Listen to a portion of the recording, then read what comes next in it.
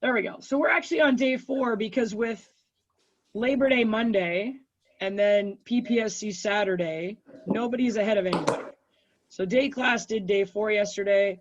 We're looking at day 4 today. And from the group chat, kind of sounds like everybody's ahead a little bit because you were talking about the step test and that only shows up in day 4 anyways. So that's awesome. We might kind of feel like today's easy breezy and we can speed through a little bit.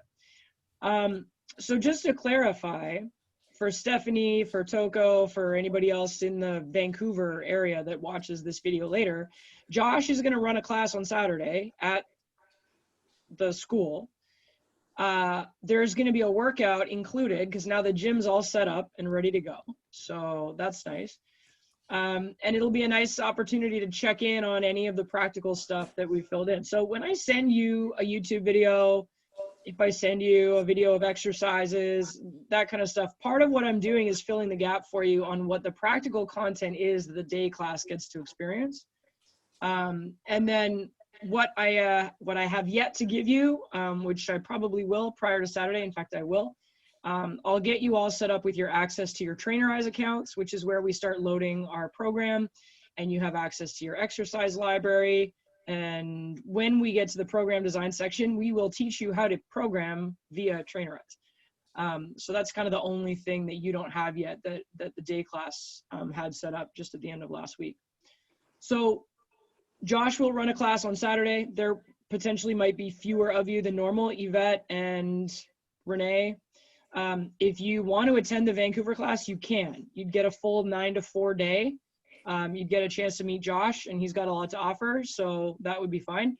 If you want to stay closer to home and come and join me at the gym in Nanaimo, you can, but I won't be covering any of the content. I'll just be doing kind of a practical and a sort of fast track on a bunch of in the gym stuff. But if you make the choice to stay at home in Nanaimo, I can give you the video of the content from the previous class, right? So like it doesn't matter. I can get you the content one way or the other. If you want a full day in the gym, you can go to Vancouver. If you want to stay close to home and skip the trip, you can stay home. Josh will teach future Saturdays, so it's not like you'll never meet him if you skip traveling for this one. So just had an opportunity to make that happen. So the reality is I was supposed to be heading to London in the UK to teach this coming weekend. And then Canada fell off the list of exemptions to the self-isolation for 14 days thing. So it doesn't make sense to send me 2 weeks early to teach a 2-day course. They're sending the coach from Germany instead. And so since I'm still around, my fiance is in a wedding party this weekend. And while I'm not invited to the wedding, I thought, what the heck, I'll come to the island and see my folks and come hang out with you guys. Believe me, I'd way rather be at the gym than at a wedding. So for me, it's a win-win. So that's kind of where we're at on that. Stephanie, hello. Hello. Hello. Asif, hello. Hello. Hello, I'm here. There we go. And number 074662. It's nice to have you on the call. I don't even want to take a wild guess as to who that is. I'm pretty guaranteed to get it wrong, so it's okay. All right, so so we're gonna kick off into day 4, which what's fun about it is it's the beginning of the science section. And what I always like to explain about the science part is we want to be a little bit knowledgeable about the human body as a scientific physiological thing. And here's why. Because I find these days when I train my clients, a lot of times they'll come to the gym, they'll come to the beginning of the session and they'll say, okay, I was talking to my uncle and he lost like 30 pounds doing this thing called keto. Should I do it? Or we'll have someone that's scrolling on Instagram and they'll see like incredible detox tea, 30-day delivery to your house, guaranteed to help you lose fat and make you younger and whatever. And so then they shoot me a link on Instagram and they're like, this looks awesome. If I buy one, I get one free. We can do it together, you know, and I get all that kind of stuff. So having a basic understanding of the human body allows me to have the confidence that working out at the gym and doing aerobic and resistance training 2 or 3 times a week plus keto might not make the most sense for my client, because aerobic exercise and resistance training is a glycogen-driven workout strategy, and keto is less than 5% carbohydrate consumption, right? So we get to have a conversation, and we get to have a conversation based on science. And if for some reason they're really, really, really married to the idea of doing keto because goddamn their uncle just looks so great and he's raving about it, and you know, I'm like, trainer be damned, I'm gonna do it. Well, then at least I know to modify the type of program that we're working on so that if they are going keto kind of against my recommendation, I'm not gonna be asking them to do HIIT 3 times a week, right? So, you know, it just gives me some confidence when I have to navigate the age of information, right? Like if you Google, is soy good? You'll find a million articles that say yes, and you'll find another million that say no, right? So it gives us a foundational baseline for starting to make some decisions about how we want to service our clients, how we want to make programming recommendations, how we're going to communicate. And I sort of come to the philosophy that I want my clients to ask me questions. So if they see something on Instagram and they're really curious about it and that drives them to ask me a question, even if the question they're asking me is like horrifically ludicrous, I kind of take that little shocked part of my brain and just like, shh, and I just get to have a conversation with my client, right? Questions are great. It's really easy to help people when they seek you out and ask questions. It's harder to communicate with people when there's no contact initiated, right? So I think all of that is good.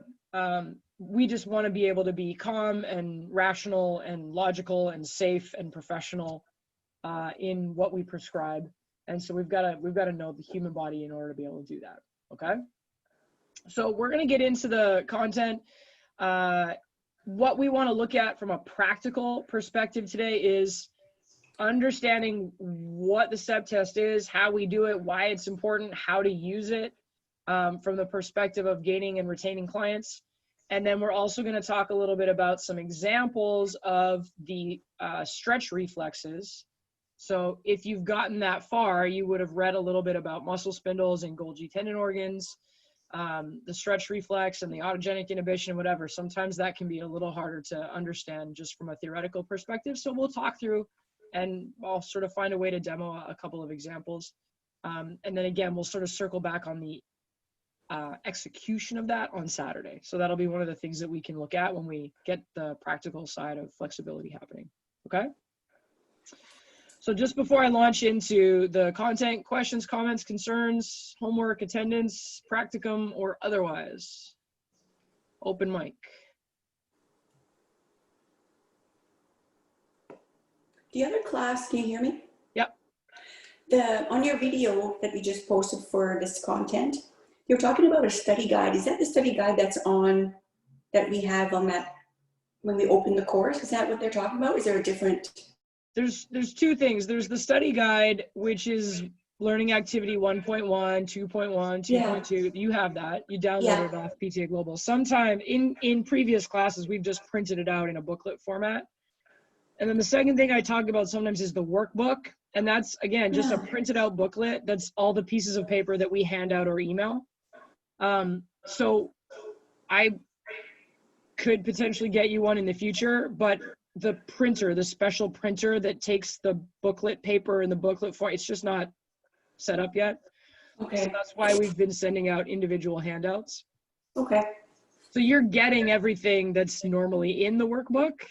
And, or if I give you homework and I say, send me a 3-day week program for a client who wants to lose weight, you're just going to send it to me versus writing it down in the booklet and then turning it in. So it's all the same. Okay. Yeah. I'm a very, like, I like to have things. I like to have PowerPoint notes, and I like to have workbooks, and I like to have binders. I basically had to create my office just to keep all of the books of notes that I have from all of the courses I've ever taken. And then, of course, the irony is the last time I looked at any one of those books was probably the day after I took the course. So I'm trying to murder less trees moving forward. But also sometimes it's just helpful to have something in front of you. So we'll find a way to strike a balance on that. Sounds good. Thank you. Thanks, Yvette. All right, awesome. Let's dive into day 4. I think what would be a little bit more fun today is for me to do a little sort of quiz, question and answer. If you have the answers, then I don't have to spend time explaining it because it means you feel pretty comfortable with it already. So be ready to unmute and answer. I think it'll be a little bit more fun to do some of the sort of basic intro stuff that way today anyways.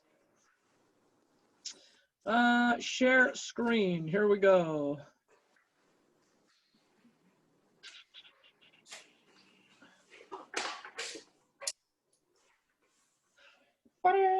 All right, awesome. So here we go, talking about the human body. We're talking about it in its most basic physiological sense today.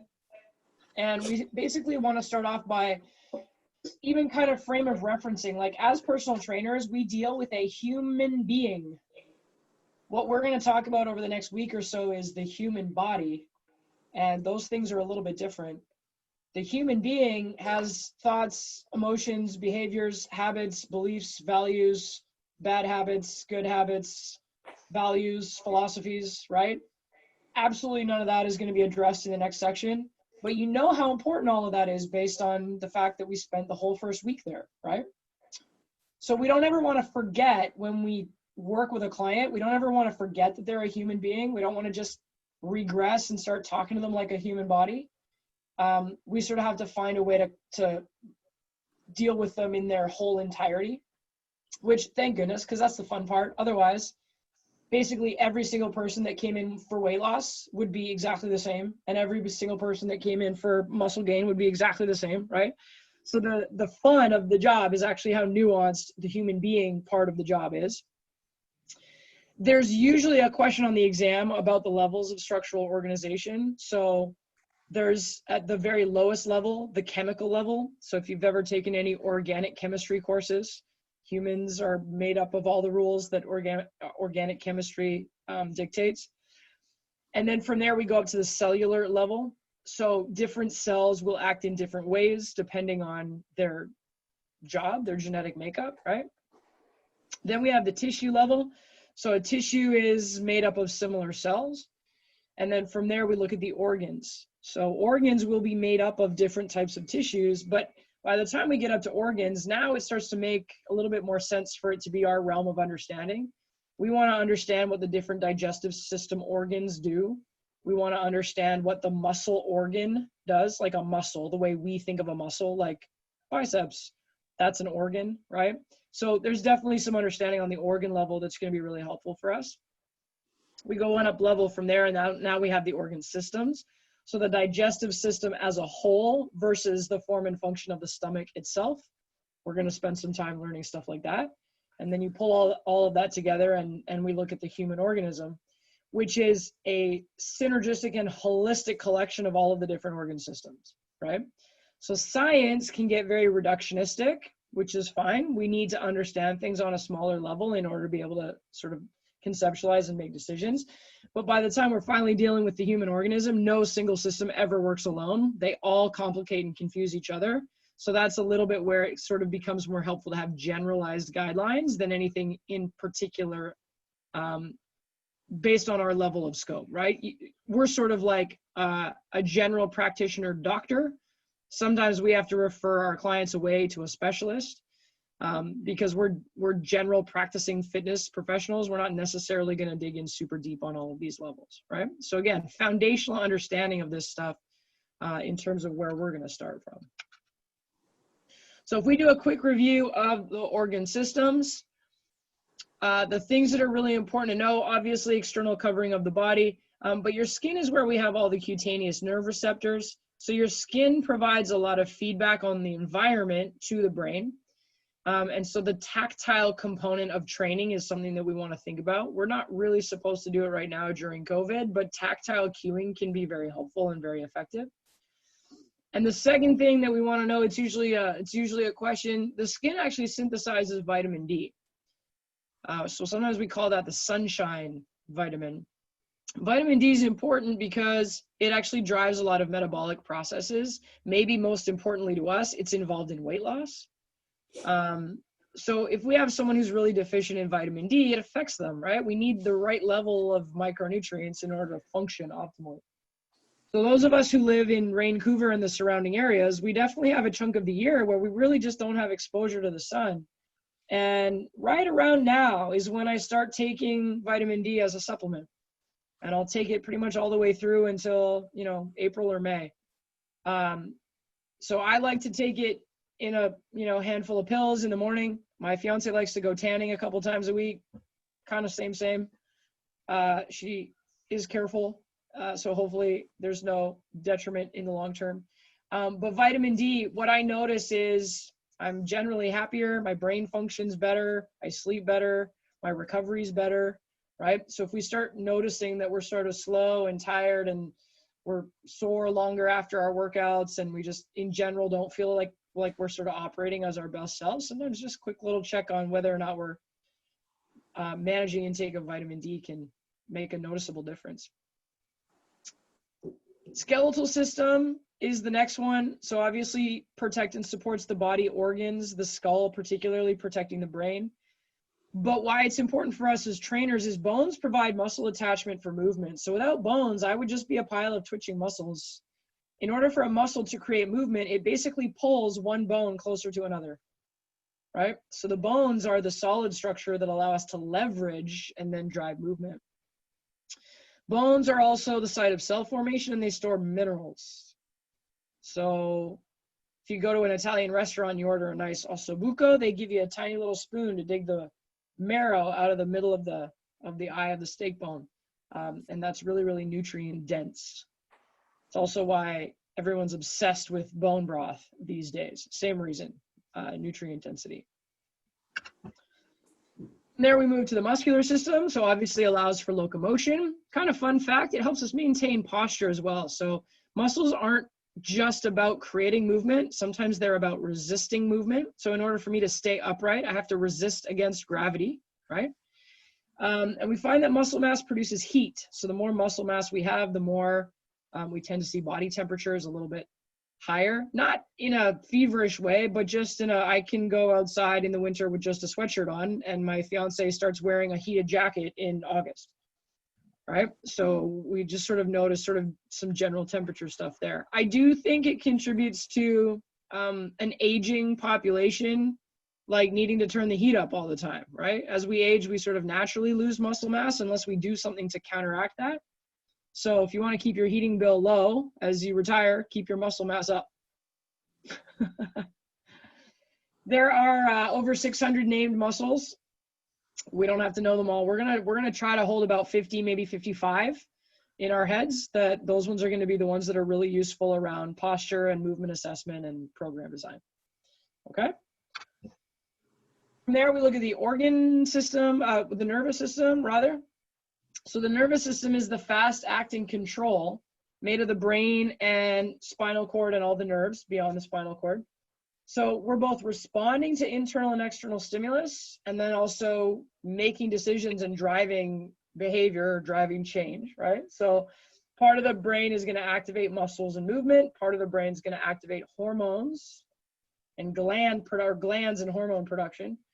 And then we'll look a little bit more about that in the endocrine system. So today's content is going to include nervous system and then also cardiovascular system, which transports material in the body. So your heart pumps blood through the body. Your blood carries oxygen, carbon dioxide, nutrients, and waste. And that's pretty important because in order for all the cells to function, to survive, to thrive, they need to exchange oxygen for carbon dioxide and nutrients for waste. So that delivery system is the bloodstream. The lymphatic system, on the other hand, is a complement to the cardiovascular system because it returns fluid to blood vessels and helps cleanse the body by disposing of debris. The lymphatic system is highly involved in immunity. And in fact, a lot of times I find that where students really hear about the lymphatic system is actually in relation to cancer. So if we hear that someone has cancer in their lymph nodes, it's actually a bad thing because it means it's been able to spread throughout the body.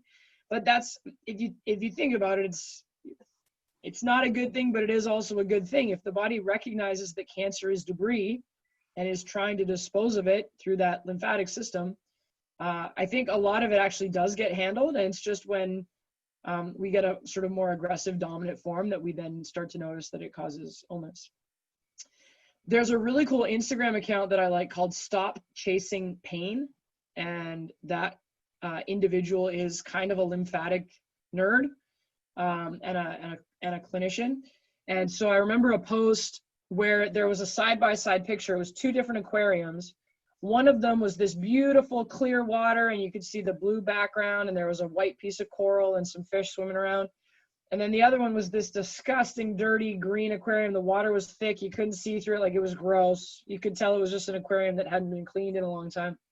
And basically what he said is, this is kind of a great analogy for your lymphatic system. If you take care of recovery, then you have a nice, fresh, clean lymphatic system. And if you don't take care of recovery, then you kind of have a dirty, gross green one.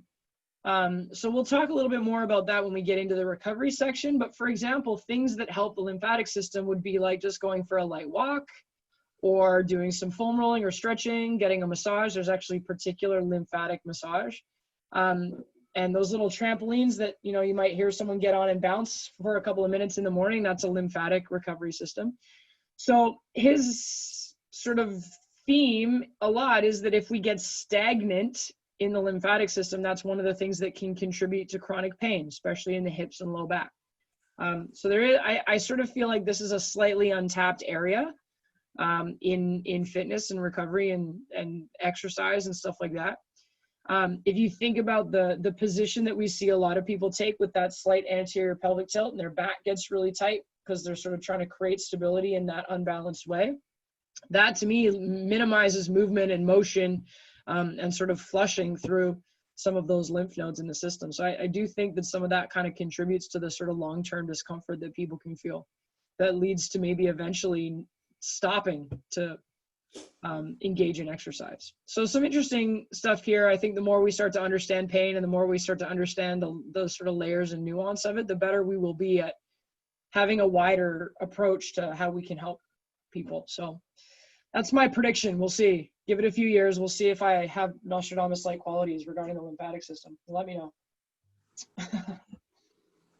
Next one from there is the respiratory system. So the lungs, their job is to keep the blood supplied with oxygen. And then as oxygen gets used up in the body, it gets transferred and turns into carbon dioxide. So then the lungs are responsible for gaseous exchange. So oxygen comes in and carbon dioxide goes out. We're going to put that system together with the cardiovascular system, and that's going to give us the cardiorespiratory experience. So we'll talk about that, and that's basically why we have a step test in today's content. Digestive system is going to be one we spend a little bit of time in on Thursday night's class. So digestive system breaks down food and allows for nutrient absorption into the blood. We then eliminate the undigestible material. And the liver and pancreas are technically considered part of the digestive system, even though food doesn't directly pass through them. But they produce enzymes that help with the breakdown of food. So we'll spend more time in that system on Wednesday. But it is really important to understand how the system works mechanically, because we're going to be able to make some really easy recommendations for clients around nutrition based on just kind of understanding the function of digestion, right? So that'll be helpful. Urinary system then eliminates nitrogenous and other wastes and helps maintain the acid-base balance of the blood. So regulation of water and electrolytes happens through messaging that the brain and the kidneys exchange. So we might think of that from the perspective of being properly hydrated is pretty important if you want to be optimally healthy and if you want to exercise. So we'll talk about that a little bit.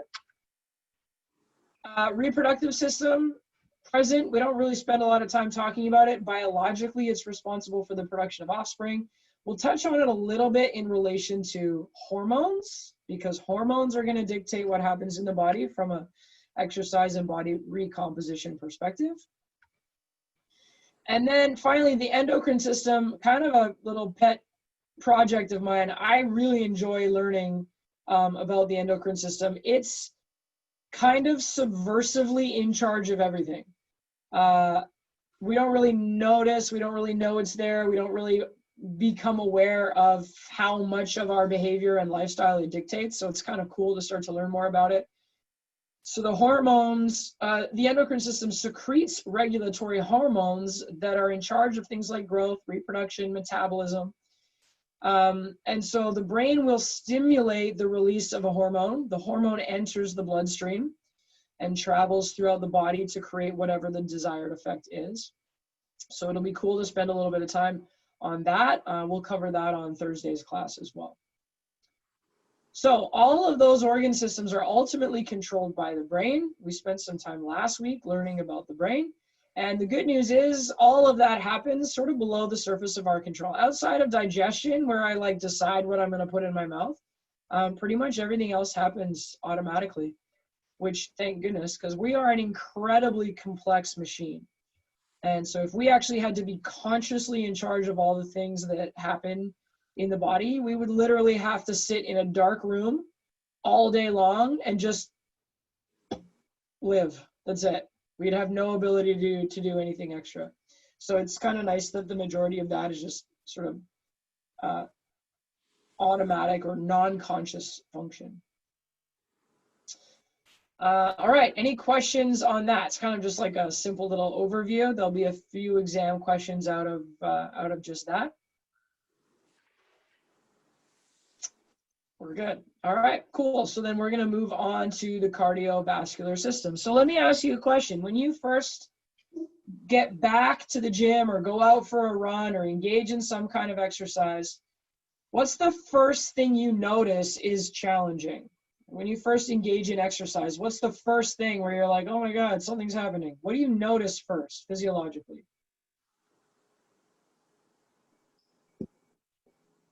Like, do your muscles get tired first? Or do you notice that you're sort of starting to get out of breath? Definitely. Out of breath for me first, I would think. Yeah, for sure. So when we talk about the acute response to exercise, the first system that is affected is the cardiovascular system and or cardiorespiratory. So the reason why I think it's important that we start off with it first is every single bit of the exercise experience is going to have a cardiovascular experience that is first and foremost the most noticeable thing, right? So if I want to be really strong and lift super heavy weights and I imagine that I'm going to get this really big sort of pump feeling, sure, yeah.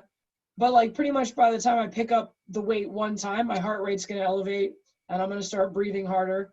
So if my cardiorespiratory status doesn't support the work that I'm trying to do, that will be the limiting factor, right? So how I think this applies is we get people who really want to lift weights and they really want to gain muscle and they really want to get stronger. And excuse my French, but their opinion is kind of like, well, fuck cardio. And okay, fine. Because what they think cardio is like, well, running on the treadmill.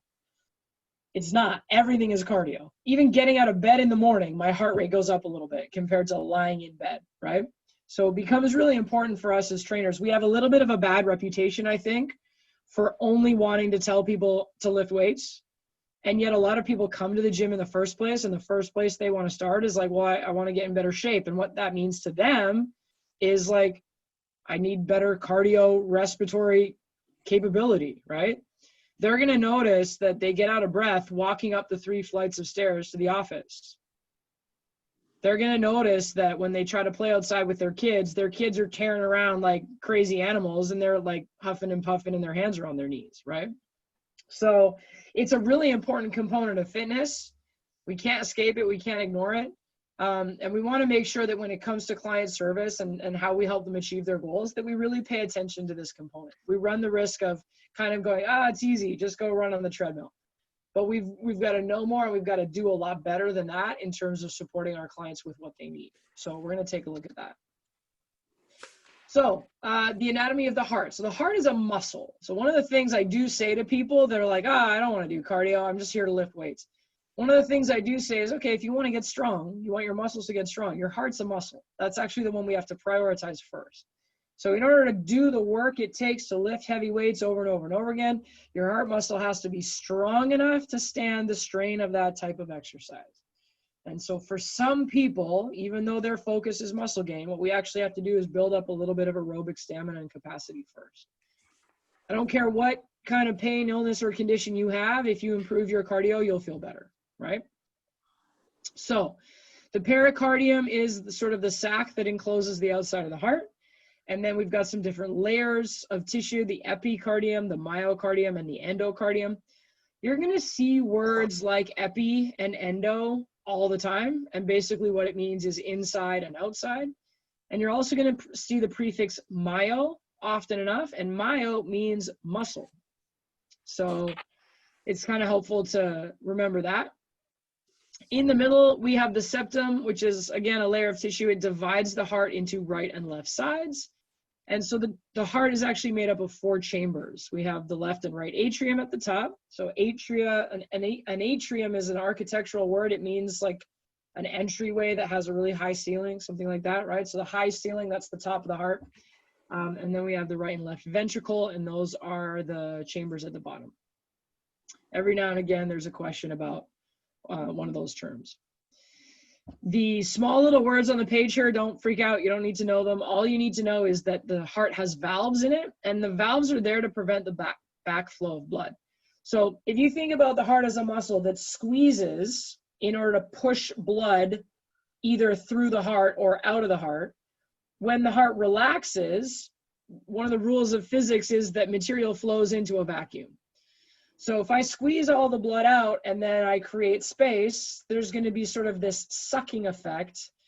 And we want to make sure that blood doesn't get sucked back into the heart. We only want blood to move in one direction. So the benefit of a valve, I have a cycling water bottle that you can squeeze it as hard as you want and nothing happens. No water comes out. But if you bite down on the nozzle a little bit, you open the valve and then you get this stream of water. So the benefit of the heart valves is controlling the flow of the fluid, that is the blood. Okay, so you don't need to know the names, you don't need to know where they are. We just need to know that they're there and that they prevent backflow. From there, we want to sort of understand the double-sided nature of the heart. So it's a single organ, but it has 2 jobs.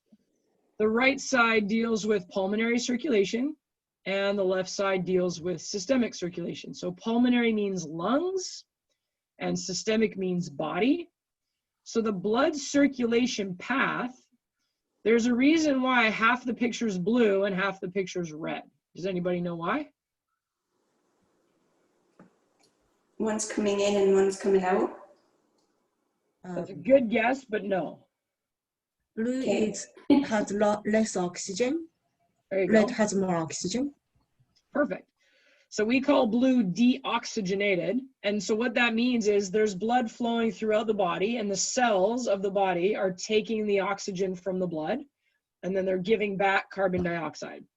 So when blood returns to the heart from the body, all the oxygen's gone. That's why it's blue. If you are eating grapes while watching a funny TV show and you sort of choke on a grape, what color does your face turn? Red. Blue. Blue, yeah. Blue, because you're starting to run out of oxygen, right? So your face goes blue a little bit because you're losing oxygen. So blue blood comes back into the heart. It now gets sent out to the lungs to drop off carbon dioxide, pick up oxygen. So blood enters the vena cava, which is at the top right side, drops down into the right atrium, or drops down into the right ventricle, sorry, and then gets pumped out to the lungs. When it comes back from the lungs, it enters the left atrium. Now it's red because it's full of oxygen. Then it moves down into the left ventricle and then gets pumped out to the rest of the body. So that's the circle. It comes in one color, it goes out one color, it comes back in another color, and then goes out, right? So that's the double pump action of it. So every now and again, they'll ask you to sort of be able to clarify the difference between those 2 things. Once we get out of the heart, now we move into the vascular system. So that's the blood vessels. So blood travels inside of a closed system. Arteries travel away from the heart, and they're really, really big. They've got very high blood pressure.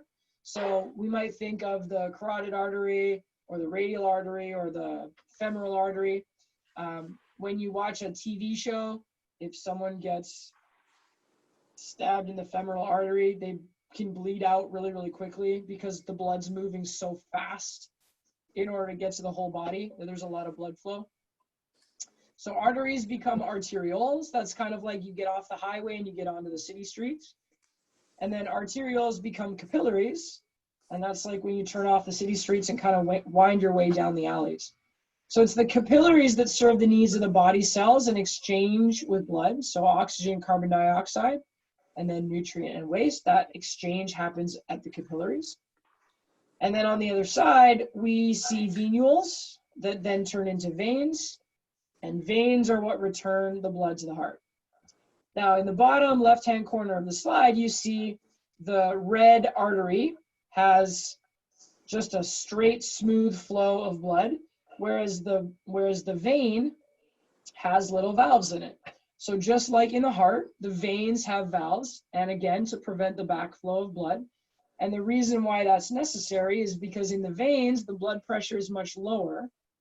And so because blood pressure doesn't automatically drive the blood in one direction, we need to make sure that it doesn't get stagnant or slip backwards. Okay? Now, there's a lot of words on this page about blood, but I wouldn't overly worry about it. We just want to understand the components of blood. So what are some of the things that are found in blood, or what is blood made up of? What are some of those things? Like platelet, red We've got blood some cells, platelets in there, yeah. white So- blood cells. Good, yeah. It's on the page, it's easy. Yeah, it's If we red blood go cells. and just look at the test tube on the right-hand side, what we can see is that about 55% of the blood is plasma. And plasma is actually mostly water for the most part. And that's where the nutrients and gases and hormones and wastes are, is sort of in the water.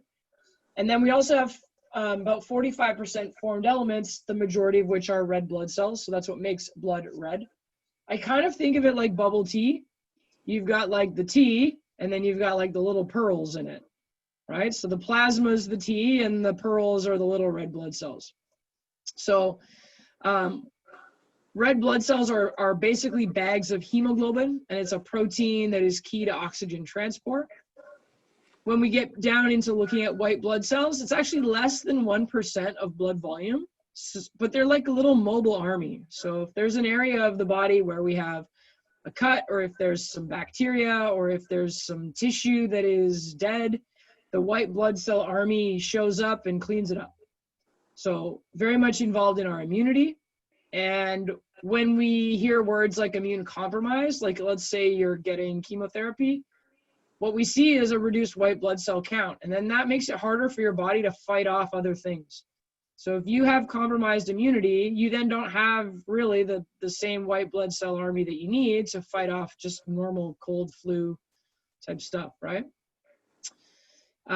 So plasma, red blood cells, white blood cells, and platelets. Platelets being what help blood clot. So if we get cut, that's what forms like a plug, so we don't lose too much blood. One last thing to think about with blood is it's more viscous than water, basically because of those red blood cells filling up. If we become dehydrated, the body will start to take water from the plasma, from the bloodstream. And what that means is think about, if you go back to that bubble tea analogy, if you start drinking all the tea off the top, but you don't drink any of the pearls, you get to the point where there's like too many pearls and not enough tea. That makes it harder in the case of the body. If we're dehydrated, it makes it harder for the body to move the blood because it's thicker now. So one of the things that we want to look at around staying hydrated is that allows for the best possible delivery of the nutrients and oxygen that we need, and it allows for the best clearing of the waste and carbon dioxide, right? So if we get dehydrated, it's not as easy to manage proper nutrient delivery and waste removal. That affects the whole entire body. So one of the things I always say to clients is like, hey, you want a free, easy, simple piece of advice to speed up or facilitate your weight loss? Drink 2 to 3 liters of water a day without fail. When we don't do that, we make the whole body work harder at very, very basic things that need to happen. So that's a really easy one. okay? If we're dehydrated, the blood's thicker, it actually makes the blood pressure go up. And again, it's sort of like it's harder to push the blood through the vessels when it's thicker, so then that tends to be what increases the pressure. So drinking water goes a long way for healthy people, and it's, I think, even more important if we've got people that are dealing with some health challenges. All right.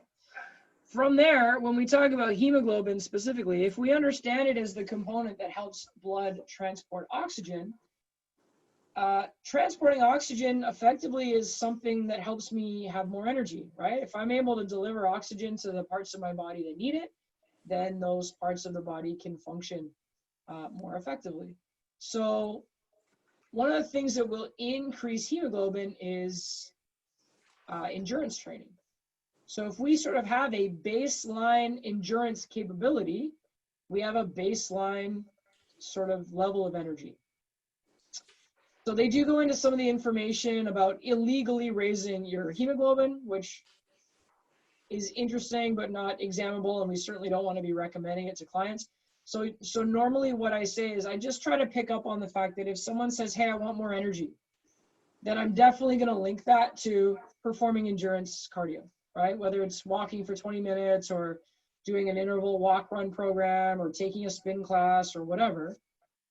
We do want to make sure that that base level of endurance capacity is there. It's going to help out a lot.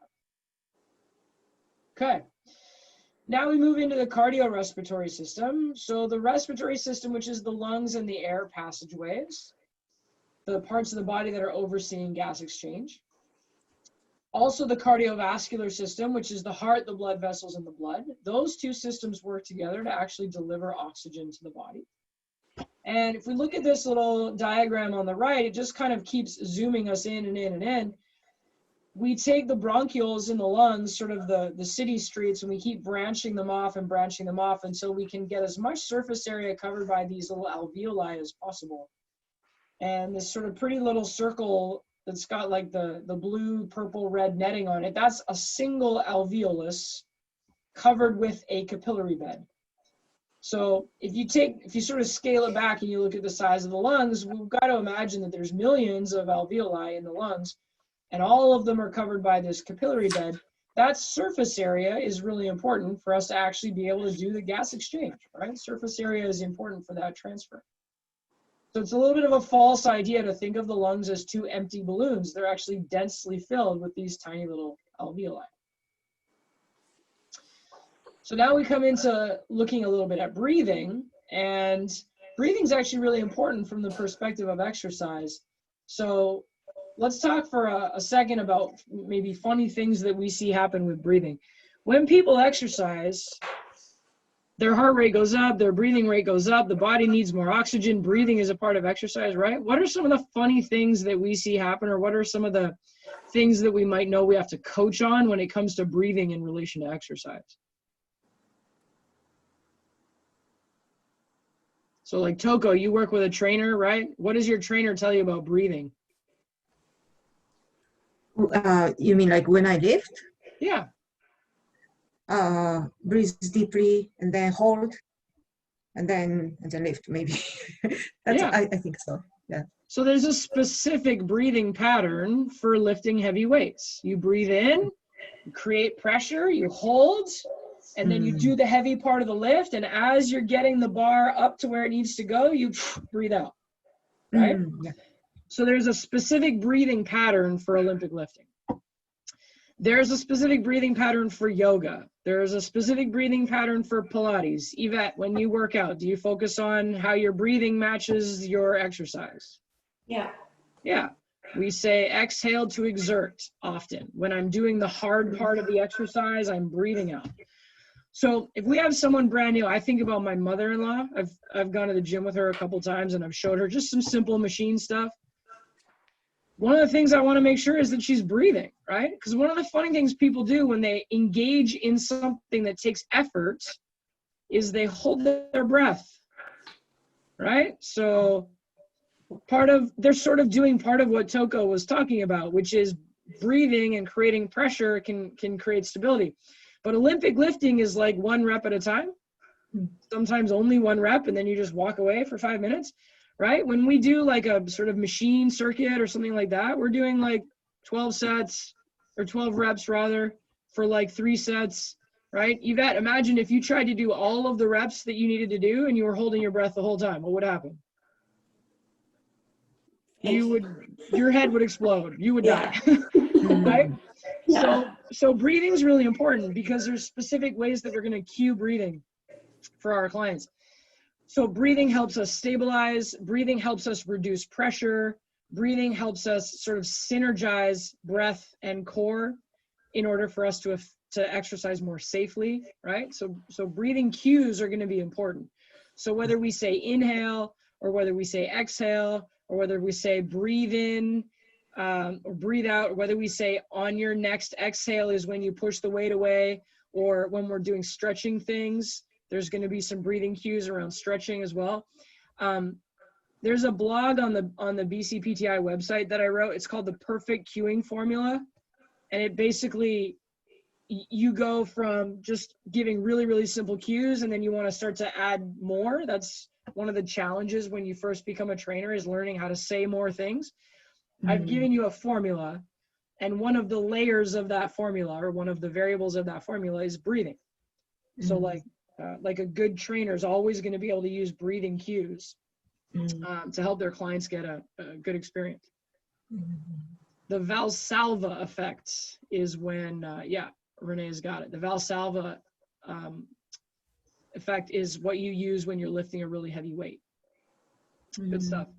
Okay, so when we go and look at breathing, get the right thing back up on the screen here. All right, so when we go look at breathing, air enters the nose or mouth. Having very smoky air, or having hay fever, or having a cat at home that you're mildly allergic to, sometimes you breathe through your mouth. So air enters nose or mouth, travels down the pharynx, past the larynx. The larynx is your voice box, your vocal cords, so that's where you make noise. And then the air moves down into the trachea, branches into the primary bronchi, continues branching through the bronchioles, and then we get to the alveoli. So if we actually look at the breathing pattern, inspiration, breathing in, the diaphragm, which is sort of a bell-shaped muscle under the ribs, and the external intercostals, which are muscles between the ribs. The diaphragm and the external intercostals contract. And so what that does is elevates the ribs, and it increases the size of the thoracic cavity. So the diaphragm actually contracts and pulls down. The external intercostals contract and sort of pull the ribs open. And so we create more intrapulmonary volume. And again, material moves into a vacuum. So as we create that space, we're pulling air into the lungs.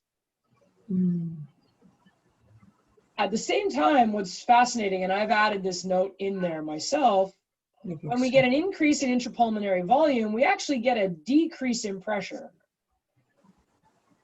Because there's more space. There's more space, there's less pressure. So what's kind of silly is when people inhale and spread out their ribs and they think that's where they're strongest, there's actually less pressure, right? While we have increased volume and less pressure in the thoracic cavity, the component benefit is that we have less volume and more pressure in the intra-abdominal cavity. And that's actually where we protect the spine. So when we breathe properly, initiating with the diaphragm, we actually can create more stability around the spine via intra-abdominal pressure. And that's what we learned when we did the dead bug, right? So Toko, for example, we were trying to work really hard at getting our breathing right so that we were creating that intra-abdominal pressure, because that was stabilizing the spine and the pelvis, and that was making your dead bug feel a lot stronger, right? So breath integrates with core function because of the function of the diaphragm. My diaphragm, when I breathe properly, pulls down, but what that also means is it compresses and pushes down like my guts. Right? So that's what gives me that stability 360 degrees around the spine and the pelvis. So inspiration is active. We actually have to work a little bit to do it. Expiration, on the other hand, is passive. So basically what we do is relax, and the natural lung elasticity means that we kind of collapse into that space and push the air out. During exercise, however, we can enhance that process by using forced expiration. And in that case, we're actually contracting the internal intercostal muscles to depress the rib cage. So I'm going to give you just a minute. You can do it sitting, you can do it lying down. Lying down's a little bit easier, but it's up to you. I want you to take a minute to just kind of breathe and see if you can feel where your breath is going. Is it going into your chest? Is it going into your stomach? Give yourself maybe just like 5 normal breaths. See what that feels like.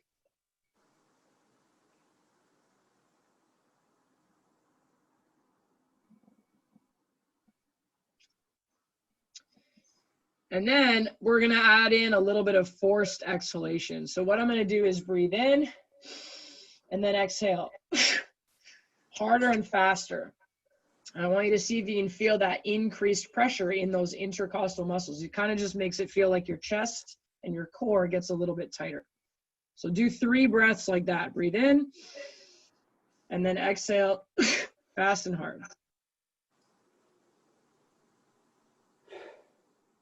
There we go. Cool. So the mechanics of inspiration and expiration. When we're at rest, the diaphragm sits up underneath the rib cage. When we breathe in, we contract, it pulls down, we see the ribs expand. And when we relax, the diaphragm rises up and the chest falls in a little bit. And so that's what's creating kind of the accordion that moves air. What I want you to remember, at least from the perspective of basic exercise execution, so I'm not talking about Olympic lifting, I'm just talking about basic exercise execution. We want our clients to exhale when they're doing the work. So if you do a push-up, you start with your arms nice and straight. When you inhale is when you're coming down, and then you exhale as you push yourself back up to the top position. If you're doing a bicep curl, you exhale to get the weight to the top. Inhale as you lower it back down. Alex, if you're doing a squat, which direction are we breathing?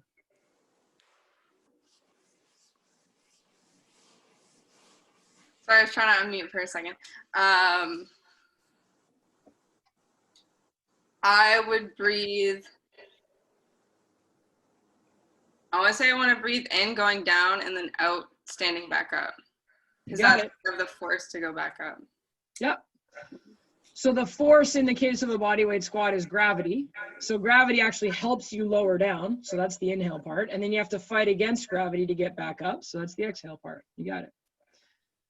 Regan, are you with us? Can you unmute? Yep. Okay, this one's a little tricky. When you do a seated cable row, which direction do you breathe? I'd say because it's a pull movement, right? Yep. So it's probably an exhale when you're pulling. Mm-hmm. And then an inhale when you're just kind of releasing. Yeah, good job. So cable machines and sometimes circuit machines kind of flip things around a little bit, because anytime you introduce a pulley, you're changing the direction that gravity is acting on the exercise. So she's got it right. When you pull towards you, that's when you're pulling the weight stack up, right? So the weight stack is moving up because gravity is a vertical force. So even though a seated row is horizontal, the weight stack is moving vertically, and that's why it's still matched up against gravity. So pull on the exhale, inhale as you slowly lengthen the arms and lower the weight stack again. Good job. Thank you. All right. Does it matter whether or not it's an inhale nose, exhale mouth? It depends on exactly what you're doing, and it also depends a little bit on how picky you are. So yogis, Pilates people, scuba divers, they're all really picky. when we're doing simple stuff, I don't really mind. If we've got a client in the gym and they inhale through their nose and then they exhale through their nose, that's kind of hard to do. You can't really exhale very hard through your nose, and if anything, you kind of end up blowing snot. So typically the exhale is out the mouth either way. That's been interesting, as we have some clients choosing to wear masks while they exercise. They're sort of dealing with a little bit of the apprehension of their breathing not feeling the same way. When you inhale, nose or mouth, it kind of doesn't matter, at least from a basic exercise execution perspective. You start working hard enough, you're probably just going to breathe through your mouth naturally because you just need more air faster, right? So it doesn't really matter too much. I remember being in a yoga class, breathing in and out through my mouth, and I was getting in trouble for it. And I was like, I have like the worst allergies ever. I cannot breathe through my nose. Like, I'm going to disturb the whole entire classroom with how much I'm snorting and sniffing. So, you know, I think if we're moving our breath in the right direction, we've got room to be a little bit open to what needs to happen. But the harder you're working, the more you're going to default to breathing out, in and out through your mouth anyways. There we go.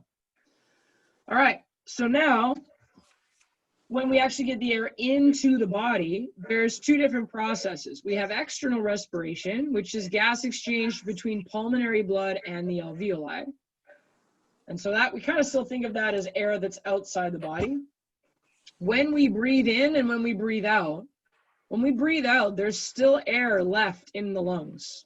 That's called residual volume. So when I breathe in, breathe out, and I'm just talking, there's still always air left in my lungs. One of the things that we can do to help create core and breath integration is actually get rid of residual volume. So let's try this. You're going to breathe in, you're going to breathe out, and then you're going to keep breathing out. Breathe out, breathe out, breathe out, breathe out, breathe out, breathe out, breathe out, until you can't anymore.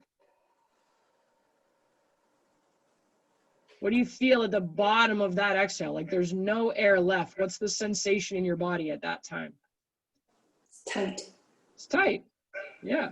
So my natural inhale, exhale, my natural sort of relaxed passive breathing leaves me residual volume. If I eliminate all the air, I actually have to do forced expiration to make that happen.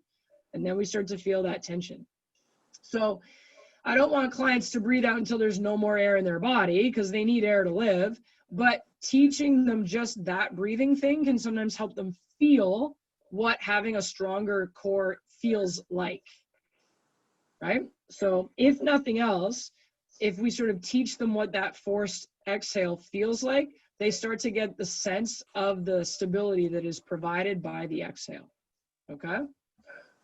We also have internal respiration, which is gas exchange between the blood and tissue cells in systemic capillaries, and that's the opposite reaction compared to the lung exchange. So in one direction, oxygen's coming in and carbon dioxide's going out, and then in the other direction, oxygen's going out and carbon dioxide's coming in, right? So it's the opposite direction. All right, from there, now we're going to start to move back into combining the whole experience and putting some numbers on what's happening when we actually exercise. So heart rate, or HR, is the number of beats per minute. And when the heart beats, we actually have a systolic contraction and a diastolic relaxation. So if you've ever listened to someone's heartbeat, you end up hearing lub-dub. That's one beat. And what that is contract, relax, lub-dub, okay? Stroke volume, or SV, is the amount of blood pumped per contraction. And the way that I like to think about that is it's kind of like a handshake. So I'm sure you've all had the experience of shaking someone's hand and it's sort of weak and floppy. That's like a weak, floppy, deconditioned heart. So if you have a weak, floppy, deconditioned handshake of a heartbeat, how much blood is going to get pumped out of the heart? Not very much, right? If you have a really strong handshake, you have a really strong heartbeat contraction, a lot more blood is going to get pumped, right? So when we first have a deconditioned person come to the gym, it's like their heart muscle's a little limp, it's a little weak. But as they exercise and they strengthen their heart muscle, now with every beat, they're pushing more blood out of the heart. And so then what that means is, let's say when I first start exercising, let's say my resting heart rate is 65 beats per minute, which means the amount of oxygen my body needs, my heart has to beat 65 times per minute to give me that at rest. I'm not exercising. As I start to exercise, as my heart gets stronger, one of the things that happens is my resting heart rate actually goes down. So maybe my resting heart rate this morning was 52. So one of the benefits of exercise is that it makes the heart muscle stronger. And if the heart muscle is stronger, it doesn't have to beat as many times in a minute to give me the oxygen that I need. So resting heart rate is actually a way of measuring increased fitness level. You put those two things together, cardiac output is the amount of blood pumped per minute. So cardiac output is something that's going to be regulated sort of based on demand. If I'm walking outside, my cardiac output can be sort of normal, average. If I start running, my body needs a lot more oxygen to fuel the muscles that are moving me faster. And so my cardiac output has to go up. And that's going to be a function of both heart rate and stroke volume. When we start looking at things like that, we get into something called VO2. So you might have heard of VO2 max or VO2 max testing. VO2 is, loosely speaking, it's how much and how well oxygen gets used. And there's two factors. We've got both central and peripheral. So central is related to the heart muscle itself, relates to the delivery. So again, if we've got a limp, floppy heart and we add exercise and we get a nice firm handshake of a heartbeat, we've improved central VO2 because the heart muscle itself is now stronger. Bye, Alex. Peripheral is about extraction. So that's how the muscles use oxygen. So the example that they've given us here is Lance Armstrong on a bike has better peripheral VO2 than Lance Armstrong on a treadmill. Does anybody know why that would be the case? Why does Lance Armstrong have better VO2 on a bicycle? Specificity of training. Yeah, because Lance Armstrong is a cyclist, right? So he cycles all the time. The muscles that he uses to cycle are very good. But running on a treadmill feels different than cycling. So he'd still be fit. He'd still have a strong central factor, but his peripheral factor wouldn't be as good if they measured it on a treadmill. Okay? So you can test VO2. You've got to strap yourself up to a breathing tube. And essentially what happens is the machine measures how much oxygen you're breathing out again with every breath. If you do a better job of using it and absorbing it, when you breathe out, there's not as much oxygen in the air. If your VO2 isn't very good, when you breathe out again, there's kind of still a lot of oxygen there. So that's a pretty fancy test that can be done.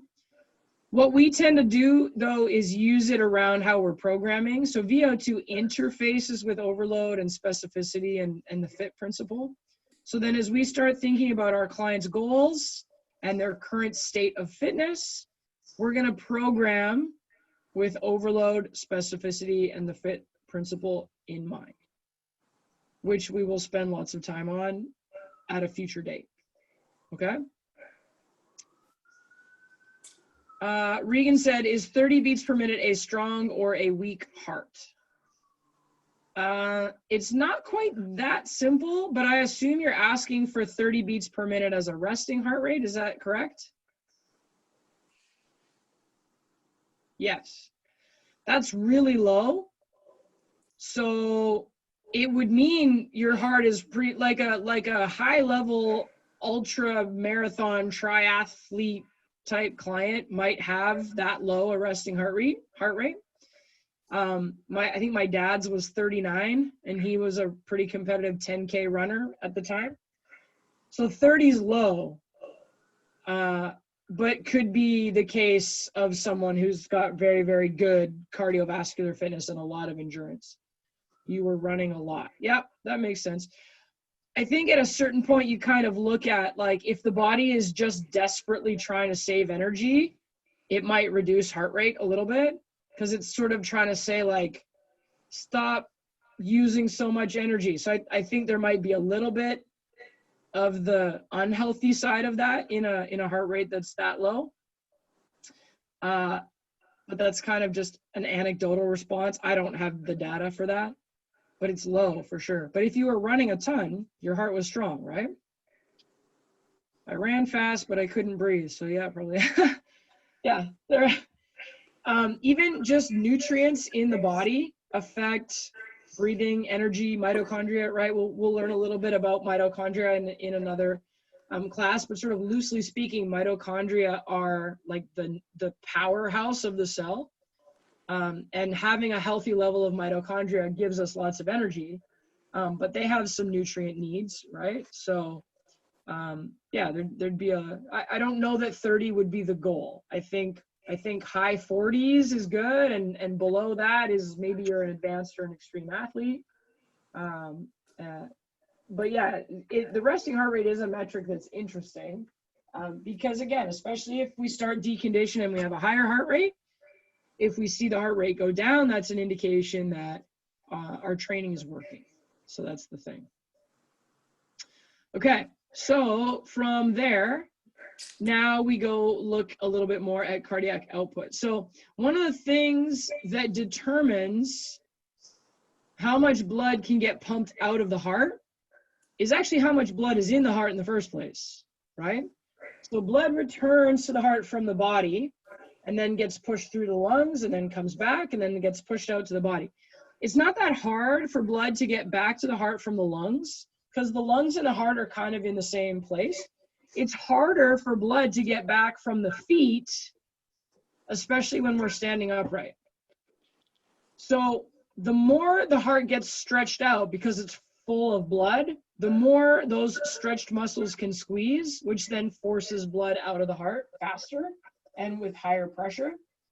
So one of the key factors for that stretch is venous return, so the amount of blood coming back into the heart. Now, exercise has a big effect on stroke volume because it activates the skeletal muscle and respiratory pumps that increase venous return. So we'll take a look at this picture here. If we take a look at this picture, let's pretend that's the calf muscle. There's a medial gastrocnemius and a lateral gastrocnemius. So let's say we're walking. Every time we go from heel to toe and flex the calf kind of squeezes against the blood vessel, and then that pushes blood up. It can't push blood down because there's a valve, right? So the valve stops it from going down, so then the muscle squeezing pushes the blood up. And one valve at a time, the muscle pump is driving blood back towards the heart. So what does that mean? What it means is, let's say we have someone who's somewhat deconditioned. They come into the gym for a workout. Let's say we're putting them through some sled pushes. They're working pretty hard. And they get to the end of the set and you say, great job, you're done. Their inclination is just to lie down on the floor and try to catch their breath. But then the muscle pump action isn't helping return blood to the heart. So it actually takes them longer to recover. What we want to do instead is, hey, great job, you finished your sled push, just go walk it off. Because even by walking, we're activating the muscle pump, and that's helping blood return to the heart. And then we're going to end up getting oxygenated blood back out into the body faster. You see it in group fitness too. You'll do like a really high intensity classic step track, right? You go for like 5 minutes and the music's loud and you step into the rhythm. And then you get to the end of the song and the instructor says just like, okay, march it out. Like get some water, but like march it out in between. And again, that's because we don't want to just stop moving, especially not if we stay standing upright, right? So we got to think about that a little bit, especially in our deconditioned clients, because we want to help them recover as effectively as possible, and that means using the muscle pump action. Does that make sense? So going, oh, you know what's really funny? It's 10 after 5, and my cat is now chewing on the corner of the laptop because it's dinner time. Let's take a 2-minute break so I can go put some food in her bowl, and I'll be right back, okay?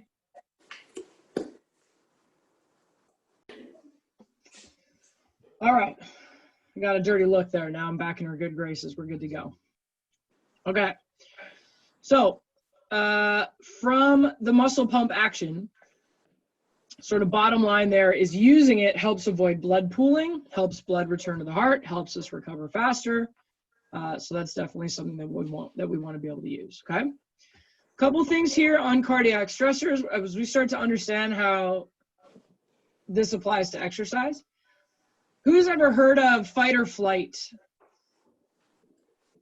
as a reaction? Fight or flight or freeze, right? It's sort of like the stress response.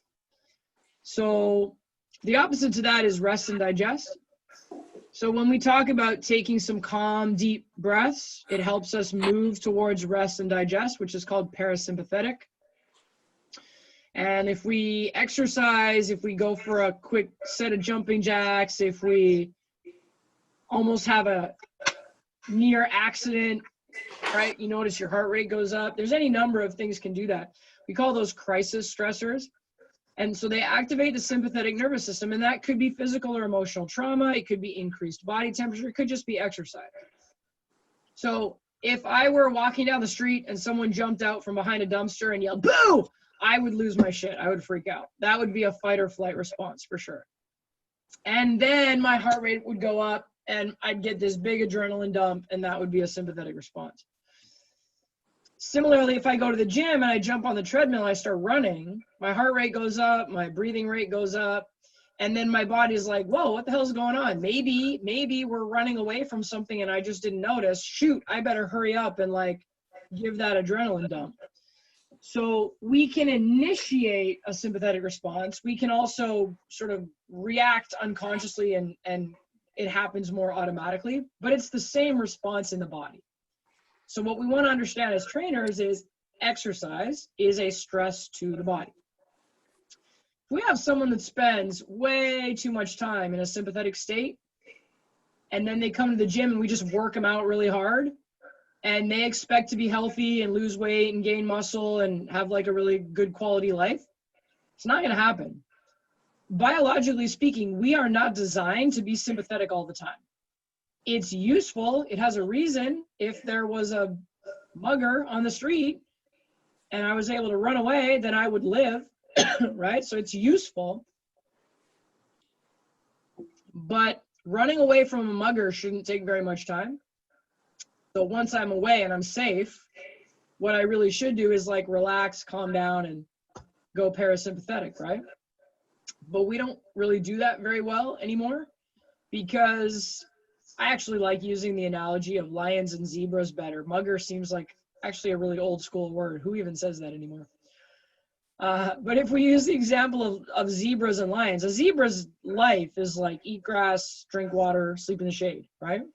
Unless there's a lion, in which case the zebra is going to run the hell away. But once the zebra runs away, it goes back to eating grass, drinking water, lying in the shade. And what's cool about zebras is even though like even maybe just an hour before they narrowly escaped a lion, they're not lying there in the shade going, oh my God, I almost got eaten by a lion today. Oh my God, what if another lion comes? Oh my God, I almost died. Oh my God, I could die tomorrow. Like zebras don't do that. They're just, hey, right now I'm eating grass, drinking water, lying in the shade, right? So humans, man, we were created with the same evolutionary instinct, and realistically our brains are designed to perceive threat to keep us safe, right? Like if we think about evolution, right? Survival of the fittest. If there was a zebra that saw a lion and was like, meh, I'm gonna take a chance that he's not hungry today. Like that's the zebra that got eaten for sure, right? So then the zebra that survived was the one that like caught a little whiff of lion on the air and was like, I'm not taking any chances, I'm out of here. So then all the zebras that survived were the ones that passed on their genes, and then their baby zebras were the ones that were born where like if they caught a whiff of a lion, they would run away too, right? So like over millennia, we've been sort of genetically selected to be aware of threat and to react because that's what means we live. So it's kind of not fair because our brains are designed to perceive threat in everything to keep us alive. The unfortunate part about that is the way we live our lives now, we're not really at risk from lions. Like, we live in Vancouver, there's no lions here, right? So my brain is hardwired to look for threat, but there's no lions, I mean, every now and again there's a bear in North Vancouver, right? But like, for the most part, the threats around me are perceived, they're not real. So like, my alarm goes off in the morning and my brain kind of goes, oh my God, what's wrong? Right? And maybe I make the mistake of like opening up my phone and I'm like, oh my God, 19 emails. And then maybe I get in the shower and I'm like, oh my God, my mortgage comes out tomorrow. And then I go to the kitchen, I open the fridge, oh my God, I'm out of milk. And then I get in the car and I hit traffic, oh my God, I'm gonna be late for work. Like, my brain is designed to go lion, lion, lion, lion all day long. If we don't become aware of that, if we don't purposefully sort of curate our lives in a way where we stop and take a deep breath, right? Or we turn the notifications for email off. I don't want to see that on my phone. Like, when I get to work and open my computer and that's the time and the place for emails, then I'll address it, right? Or, you know, if I get into traffic and I grew up in a family where you drive defensively and slowly on the right-hand side and you give people lots of room, right? Like, instead of people cutting in front of me and me being all reactive to it. Like, we have different ways of growing up, but like, there's just people who in the world today just feel like they're dealing with an awful lot of lions. Keeping in mind, we weren't designed to live that way. So if we have lions all the time, we're not spending enough time eating grass, drinking water, lying in the shade. Like, think about when you ate lunch today. Were you sitting at a table eating lunch and not doing anything else? Or were you at work, checking your email, answering a phone call, like in the middle of doing 9 other things? So even just like how we eat now, we don't eat the way we're supposed to eat. We eat and multitask. So it affects us. If we spend too much time in this sympathetic state, it affects us.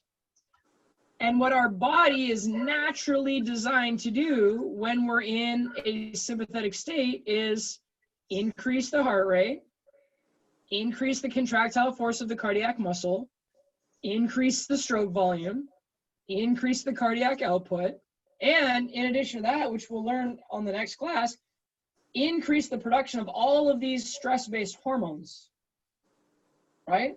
And the long-term effect of some of those hormones being elevated is weight gain and muscle breakdown and bone loss and hypertension and just poor health.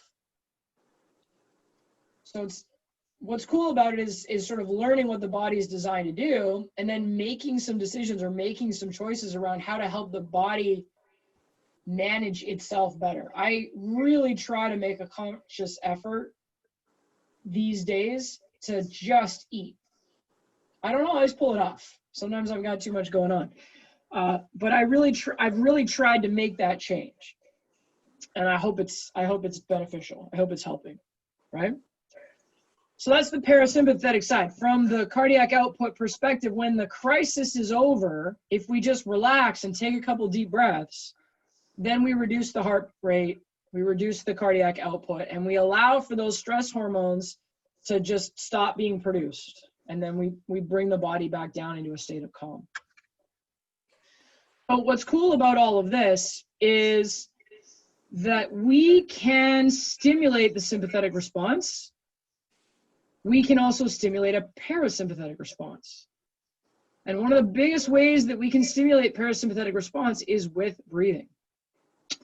So if we do a slow, deep diaphragmatic breath, one of the things we're actually doing is stimulating the vagus nerve, and the vagus nerve is what turns on the parasympathetic response. So while we can't really do anything about the fact that our brain is always looking for lions, if we take a nice, deep, slow breath, we are sort of taking over. It's like we're taking off the autopilot and we're saying, no, give me the steering wheel. I'm going to drive us into a relaxed and parasympathetic state by breathing. And it's really powerful for us to be able to do that. The research shows that 3 deep breaths physiologically changes the state of the body and puts it in a more relaxed state. So as trainers, what does this mean? If our clients show up at the gym and they are mismanaging that spectrum of sympathetic, parasympathetic, whatever results they're trying to achieve, if the body is locked into this stress state, we're not really open to change. We're not really going to manage our energy in an effective way. So at the beginning of a workout, we've already showed you foam rolling and stretching. We do a little bit of that on purpose because it's parasympathetic in nature. If we do it right? If we foam roll it at like a 4 out of 10, that's parasympathetic. So even just taking 1 or 2 minutes at the beginning of the session to take our client out of their stressful day and just put them into a calm moment, then allows us to open up to new motor learning. So if I have someone whose squat is kind of ugh, and I'm trying to help them learn how to squat better, what I have to do is get them to relax so that then their body is open to a new pattern. Start to work that new pattern into the system. And then I can ask them to kind of dial up the effort a little bit and get sort of back into a sympathetic state of exercise. But now we're doing it with this new pattern in play. So it gives me a chance of changing how I move and giving me a way to move more optimally. And then at the end of the workout, because I know exercise is stressful, I want to do something that helps them relax again. So we might do a couple of stretches. We might just have them do some parasympathetic breathing. But I want to make sure that when my client leaves, they're calm, because they have a better chance of hanging on to that, and that promotes better recovery. If we do burpees and then get out, see you later, they're going back out into the world in a sympathetic state. And chances are the world is already kind of driving them there anyways. They have to drive home. They have to pick up groceries. They have to cook for their kids. They have to get some work done, right? So chances are the world's already kind of going to be nudging them towards sympathetic. If we have them leave parasympathetic, they've got a better chance of hanging on to that. And in that way, we help our clients regulate their stress response, and we help create the potential for them to get better results because they are optimally more rested and they're in a state where they're managing that stress response. Does that make sense? So a minute or two to get parasympathetic at the beginning, just to open up the potential for new motor learning. And then maybe 3 to 5 minutes at the end, just to make sure that we send them away feeling better. If we stick to that as a training philosophy, we're really going to help. And plus, what we teach them in those couple of minutes of warm up and what we teach them in those couple of minutes of cool down at the end, those are also things that they can then do again on their own, especially if we encourage them to do more of it. So now we're giving them techniques that they can use to regulate themselves even when they're not with us. So I first learned how to breathe by going to yoga classes. Now, if I feel stressed out, I just stop and I take a couple of breaths. I can now do that on my own. I don't need a yoga teacher to like show up in my office and say, Logan, you seem stressed. Why don't we take 3 deep breaths together, right? So we're giving them some strategies that they can now use to self-regulate. That can be really helpful. So we're going to try something real quick. I want you to lie down on the floor, and I want you to put your legs up on top of the seat that you're sitting on. So you're going to be lying on your back, and your thighs are going to be upright, and your shins or your calves are going to be resting on the chair. So you have 90-degree angles in the body, and you're just going to breathe for 1 minute in that position. So because the legs are up on the chair, we're nice and relaxed. We're sort of unloading the hip flexor. And I want you to relax. Remember that breathing from the diaphragm helps you relax. So as you lie there and breathe, let your belly rise, let your waist expand.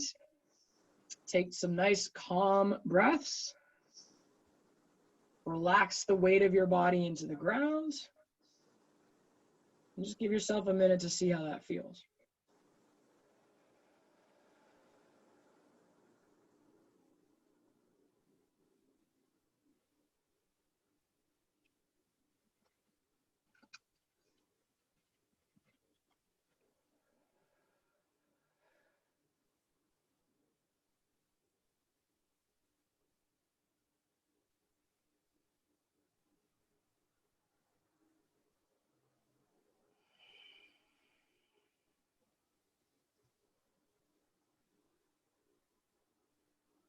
All right, here we go. So that's called supine 90-90 breathing. It's constructive rest. It also allows for a little bit of passive alignment. And that can be both a good way to finish off your workout, spending 3 to 5 minutes just lying in that position, or it can be a strategy that you use at any time if you're feeling stressed out. If you find that at the end of the day you're stressed out and it affects your ability to fall asleep, 3 to 5 minutes in this position can help. And if you think about it, when we sleep, we're lying flat. And what that does is pulls on the pelvis a little bit. The psoas, the diaphragm, the vagus nerve, the lats, they all have a relationship. So getting into this upright 90-90 position actually helps take a little bit of tension off that system, and that's why that can help. So elevating the legs is actually more restful than lying flat. There you go. Okay, moving right along.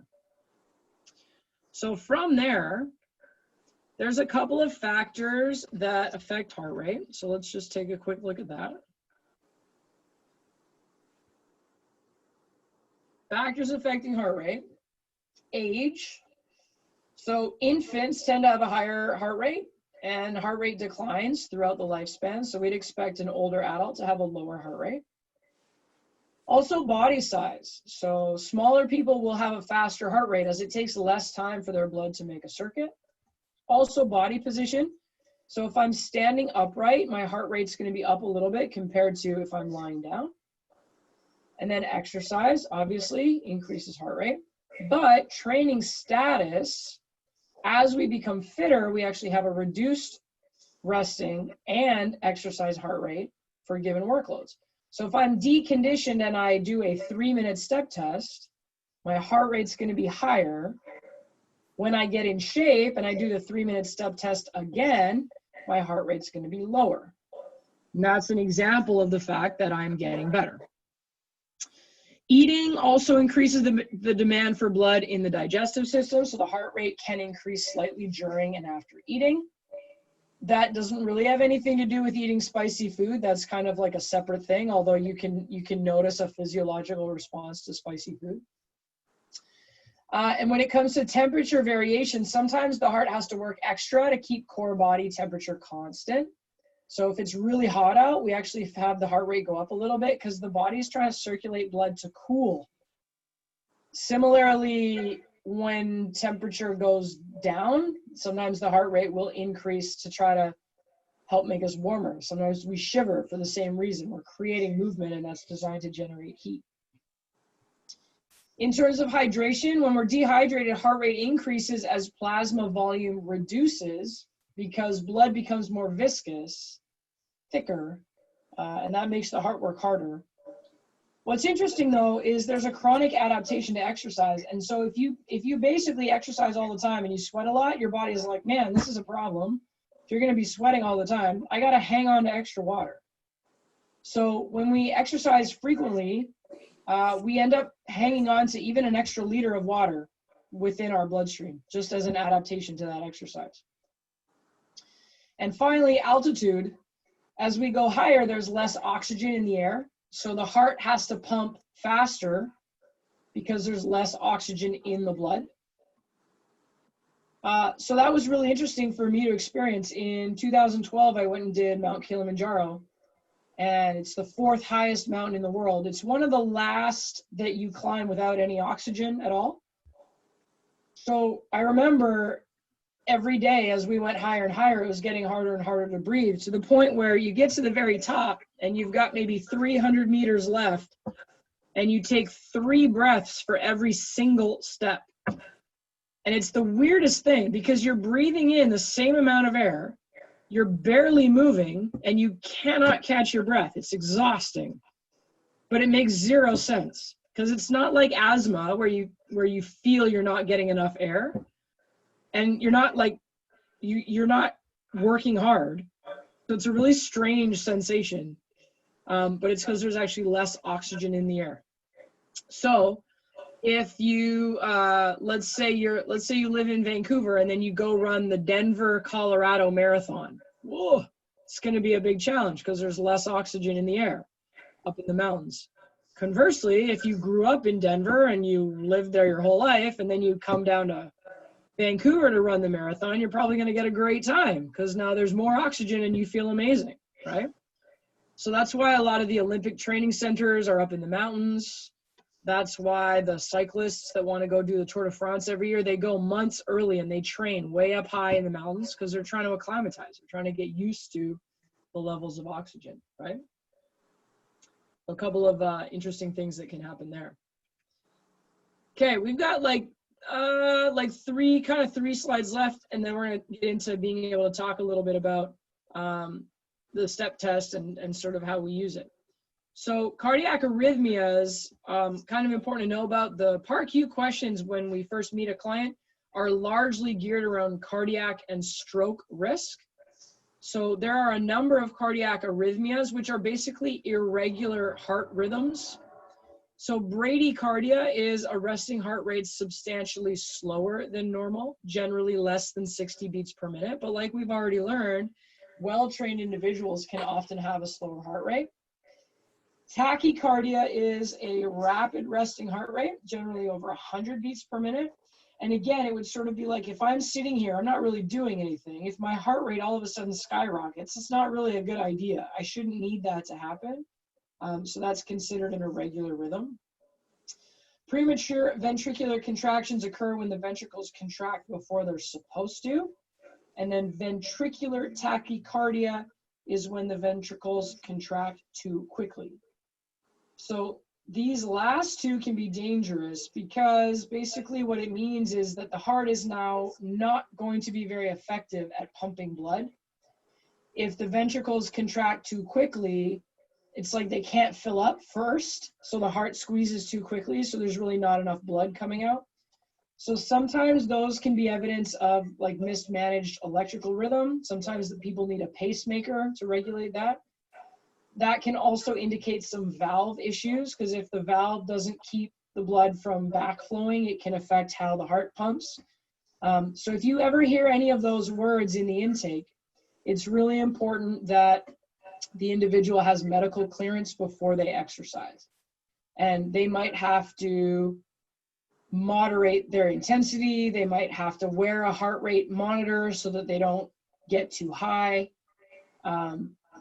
One of my bosses was having some heart trouble and he had to wear a little monitor. And if his heart rate went up too high, the monitor would start to beep. And he was a pretty passionate individual. So he'd sort of get on a passionate speech and then beep, beep, beep, beep. And then he'd have to just stop talking and breathe until the alarm went off because he was getting too riled up. So yeah, that kind of thing matters in relation to exercise. If we have someone that has that challenge, we just need to really make sure that we understand, one, are we allowed to work with them? And two, if we're working with them, what are some of the extra conditions that we need to consider to keep them safer? Okay? Okay.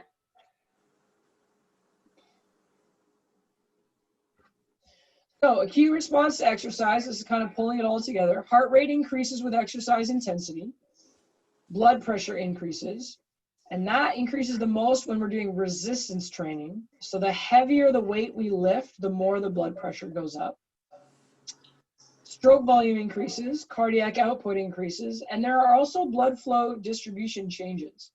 So the biggest change is that blood is going to shift away from the digestive system towards the muscles that are working during exercise. So that distinction is going to inform a little bit of what we do around exercise nutrition. So we don't want to eat a big meal right before we work out, because then the digestive system is asking for blood, but the working muscles are also asking for blood, and it's not the optimal state. We don't want to be managing both of those things at the same time. Okay, so this is a cool little chart here. On the left, we're looking at heart rate versus cardiac output. So again, the formula is heart rate times stroke volume equals cardiac output. So heart rate goes up, cardiac output goes up. It's a linear relationship. All three groups, untrained, trained, and elite, will all experience an increase in cardiac output as heart rate goes up. On the right-hand side, however, if we look at heart rate versus stroke volume, keeping in mind that stroke volume is the amount of blood pumped per contraction, we see in the untrained individual that they get up to a certain peak and then the line drops off. And so the reason for that is that at a certain heart rate, the heart muscle itself is just weaker, and now it's getting tired. So now it can't squeeze as strong, and cardiac output actually drops off. So if we have a deconditioned individual that's trying to keep up with someone who's really, really fit, they actually are just going to tank at a certain point because their cardiac output, or the amount of oxygen that they're delivering to their body, is now dropping off. We get our heart stronger, the heart muscle itself gets stronger, stroke volume continues to rise. As the heart rate rises, we're going to see much better performance. So I wouldn't say that I show someone who wants to only lift weights this chart, but I certainly talk about it, right? If they want to lift really heavy weights, but their heart stroke volume drops off, it's going to affect the overall quality of their workout. They're just not going to be able to finish. And so if the key to muscle gain is volume, right? If they have to just lift a lot of weight a bunch of days in a week in order to gain muscle, if their stroke volume drops off, if their cardiac output drops off, they're not going to be able to lift those heavy weights at the end of the workout. They're just going to give up. So that's why they might have to spend a phase building some aerobic stamina first. Okay? Let's take a quick moment to pause. Questions?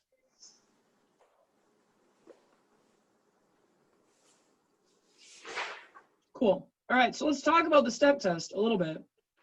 I'm going to come back to this cardiorespiratory page. The whole goal here is that a lot of members are going to come to the gym and they want to get in better shape. They want to start with cardio for a couple of reasons. It seems simpler and easier and safer, I think. And also because if you're out of shape, walking on the treadmill or jogging on the treadmill or, you know, doing the elliptical or even going to a spin class is probably going to be a lot easier than all of the form and all of the technique that it takes to figure out how to lift weights. So even though when you lift weights, your heart rate goes up, for some people, there's just so many variables to manage in going through a weightlifting routine, and they can't figure it out. It's just easier for them to walk on the treadmill, their heart rate's up, they're sweating, get in, get out, get done, right? So if that's the case, if that's what they want to do, fine. I mean, I'd be happy to show them some weight training techniques, and that would be a great way to get in shape and get the benefits out of resistance training at the same time. But if that's not what they want, if they're not comfortable with that, at least at bare minimum, can we give them the information they need to know in order for that cardio to actually be successful and useful?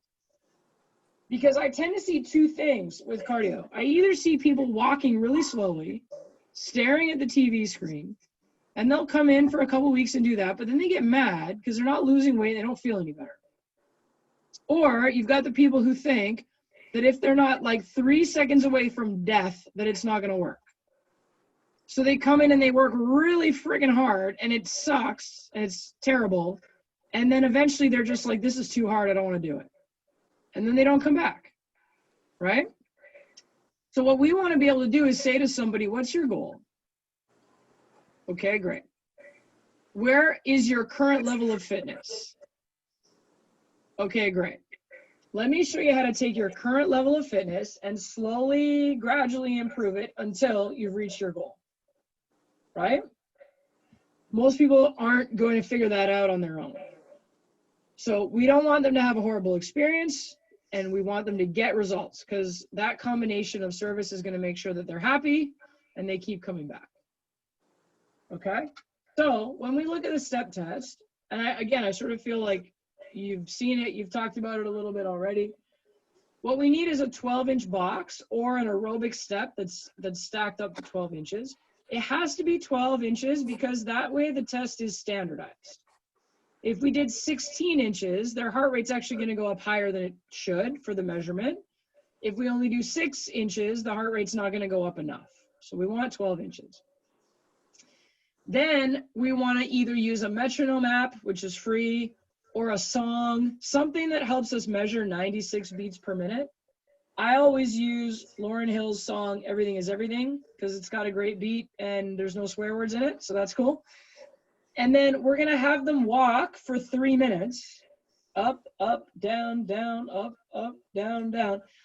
And then we're gonna take their heart rate for 1 minute at the end of the test. So as soon as they're done the 3 minutes, sit down on the box, we start counting how many heartbeats.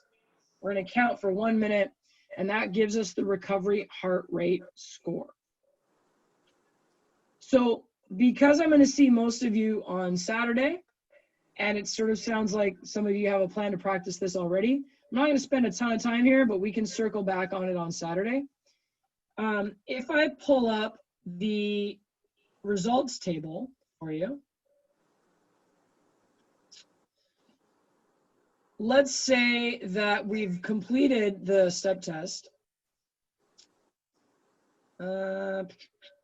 Okay, can you see the data table here? So what you'll notice is we have both men and women, and we have different age categories. So let's say we did a test with John, who's 42 years old, and in that minute after the step test, when we counted his heart rate, he got a score of 118. So in the top section where it is for men, I go over to the 36 to 45 group because that's his age range, and then I slide down. 116 to 124 is his range, so that is poor. So what that means is John's current cardiovascular status is poor. We're measuring the recovery heart rate, right? Chances are we're going to want to increase his status from poor, right?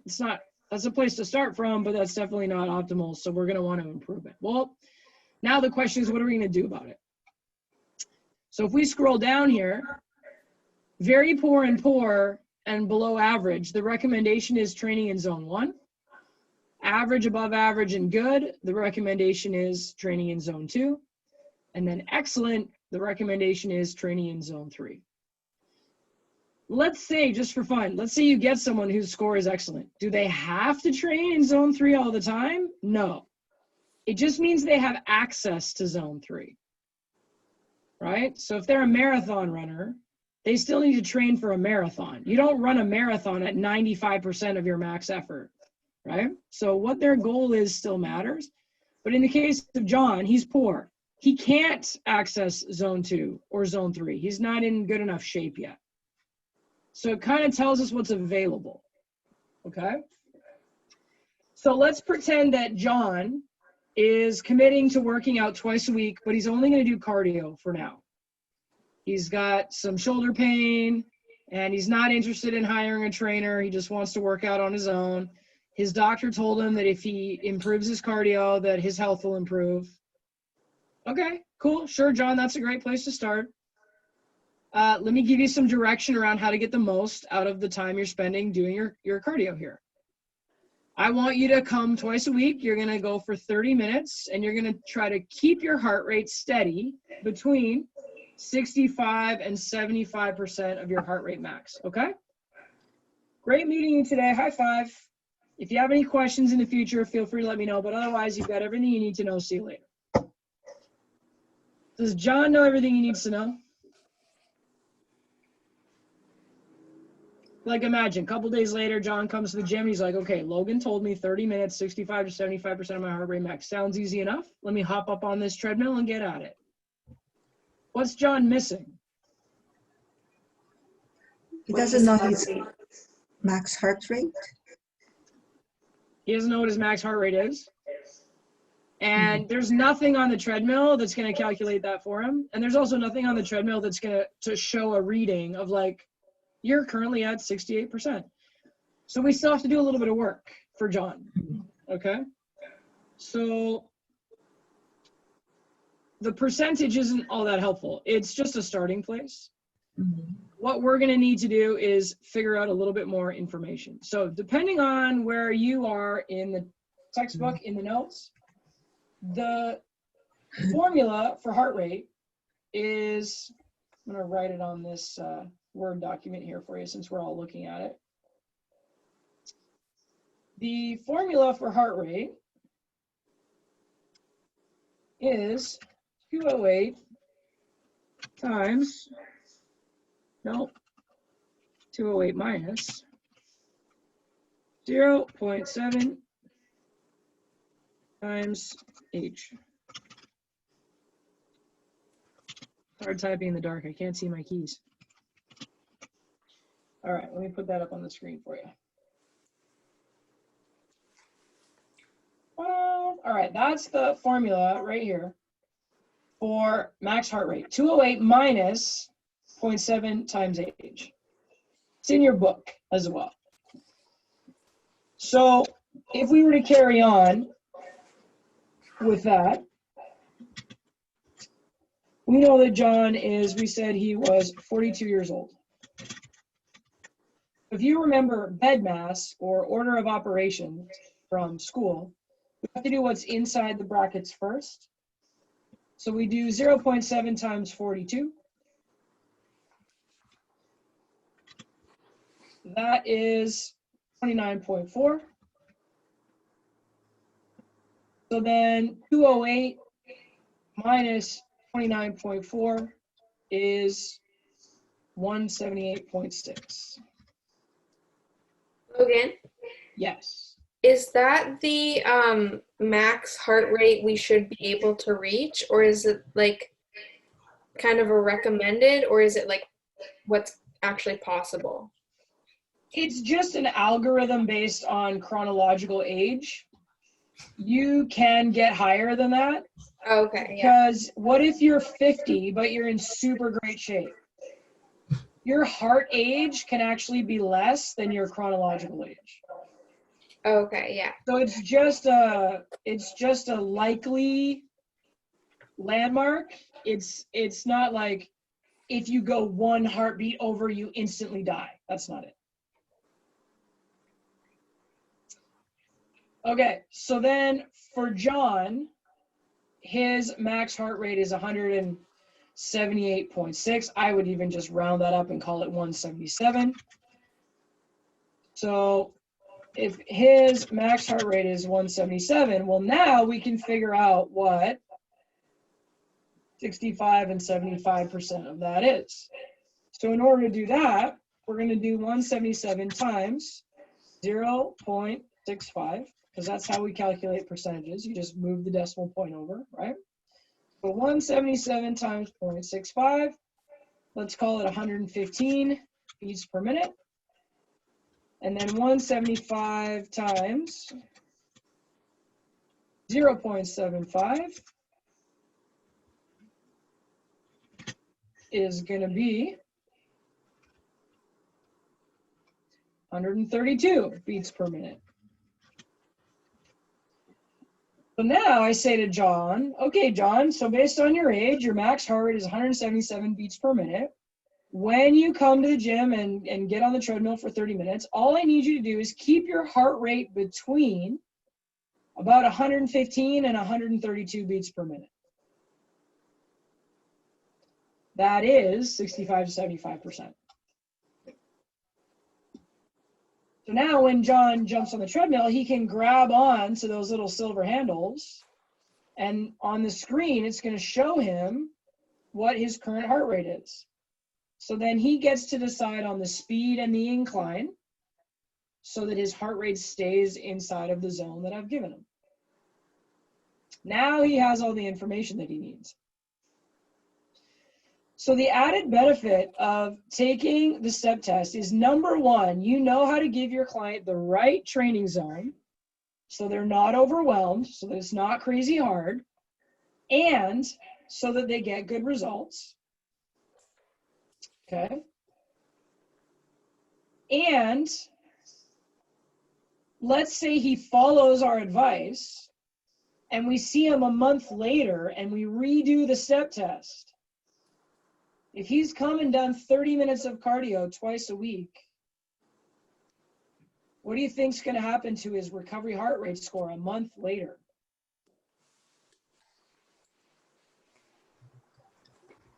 It's lower. Yeah, it's lower, which means now instead of being poor, Maybe he's going to be average. So think about it this way. You meet someone for the first time, you do this step test with them. If they're deconditioned, that step test is actually going to be a bit of a challenge. They're going to be a little bit winded. It's totally doable because it's a submaximal test, but they're going to be like, oh my God, I'm huffing and puffing, right? When they come back a month later and they do it again, they're going to notice, hey, that felt way better. And then you also get to show them some data. Hey, before you were at 116 and now your recovery heart rate score is 98. That's great. You moved up into a whole new zone of training. Now you can work into zone 2.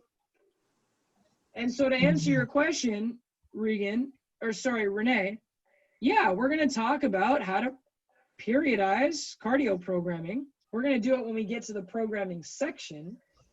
But the whole point when it comes to programming is if you actually know where they're starting from and where they're trying to go, then you can actually write them an appropriate program. If you don't know where they're starting from, you just have to pick an arbitrary starting point, and it might be too hard or it might be too easy.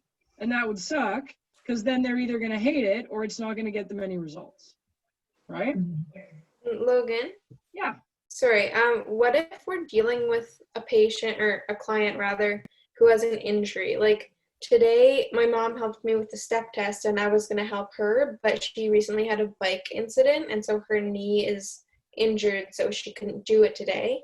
What if like a client came in on the first day and we wanted to find their heart rate range, but we couldn't because they had an injury? Good question. I do think when people come to the gym for the first time, they expect to exercise. So they're probably, hopefully, at least able to do a step test. At the same time, it's totally happened to me where someone has come in and part of why they're coming to the gym is to lose weight because they need knee surgery and their doctors told them that they have to lose weight in order for the surgery to go better. So there are other cardiovascular tests. We could use one of those instead. There's basically lots of ways of getting the heart rate up. One of the courses that I took a long time ago was called Crank Works, and it's like a spin bike, but for your arms. So all you would need is the like 12-inch box, 96 steps per minute for 3 minutes type parameters for some other exercise, right?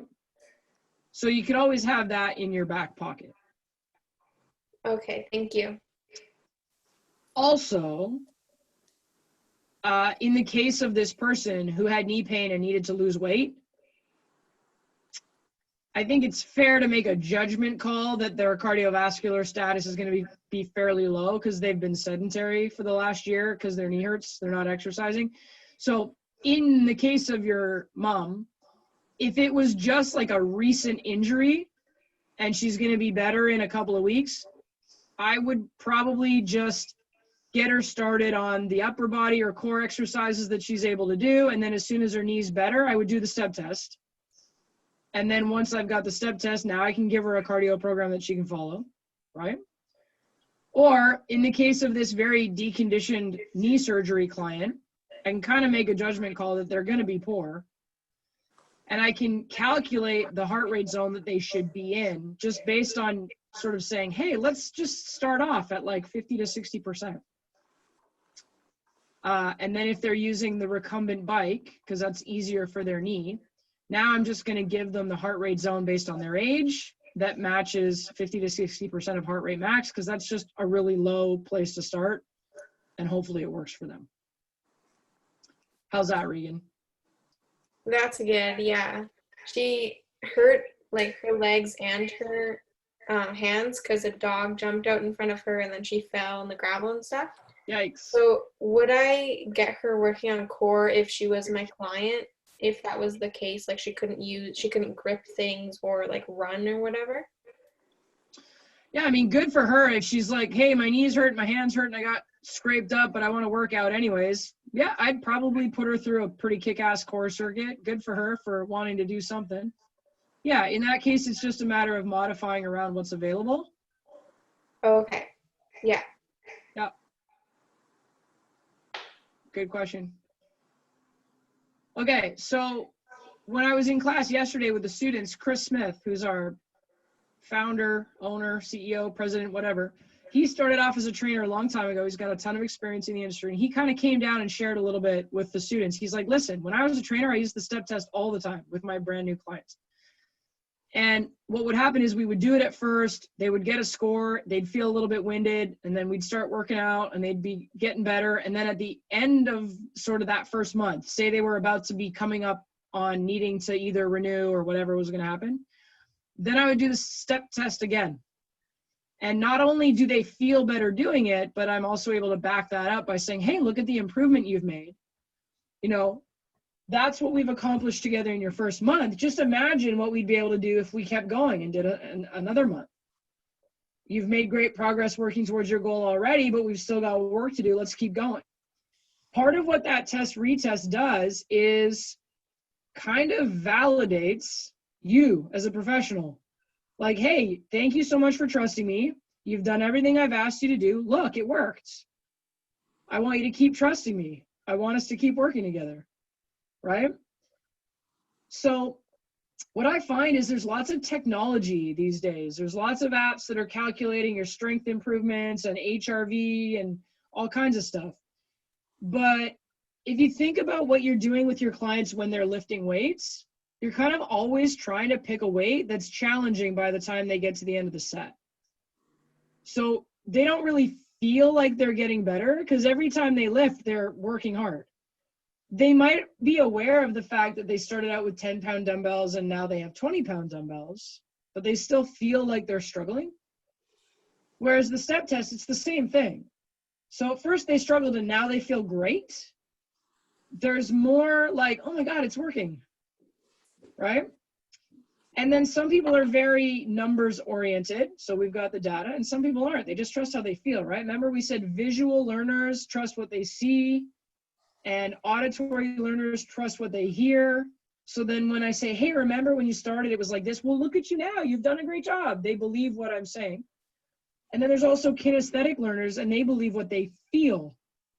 So using the step test in this way, I'm hitting all three styles.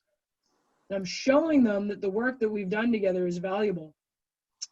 Chris's whole point to the class yesterday was the step test is not sexy.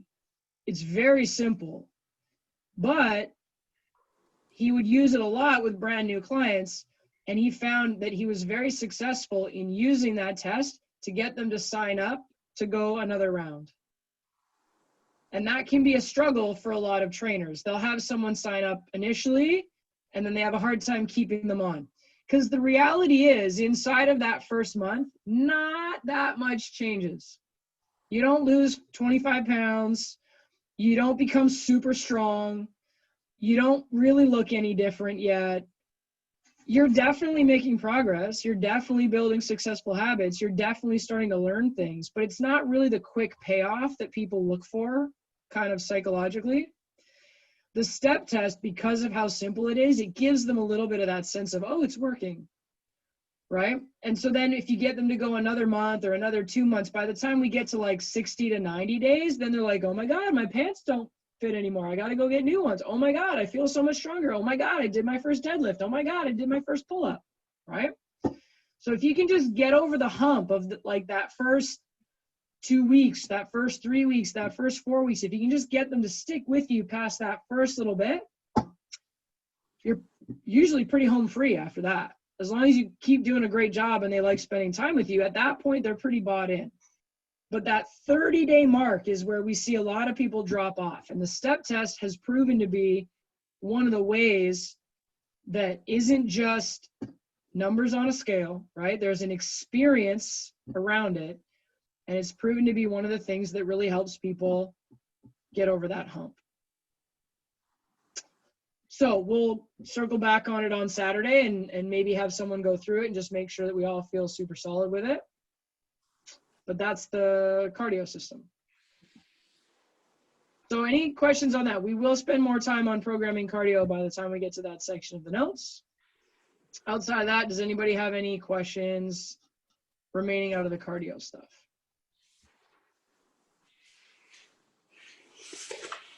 Okay, cool. There's a couple slides for the nervous system, and the practical is something that Josh is going to do on Saturday, and I'm going to do on Saturday. So we don't have to try to get that done over a video screen. You actually have to do it to someone or have it done to you. So I'm going to do the quick lecture portion. I'll sort of plant the idea or the picture in your head. And then we'll make sure, instead of me sending out a YouTube video or something, we'll just do it when we meet each other in person at the end of the week. So maybe another 20 minutes, and then we'll be covered on what we need for today. So that being said, let's take a look at the nervous system.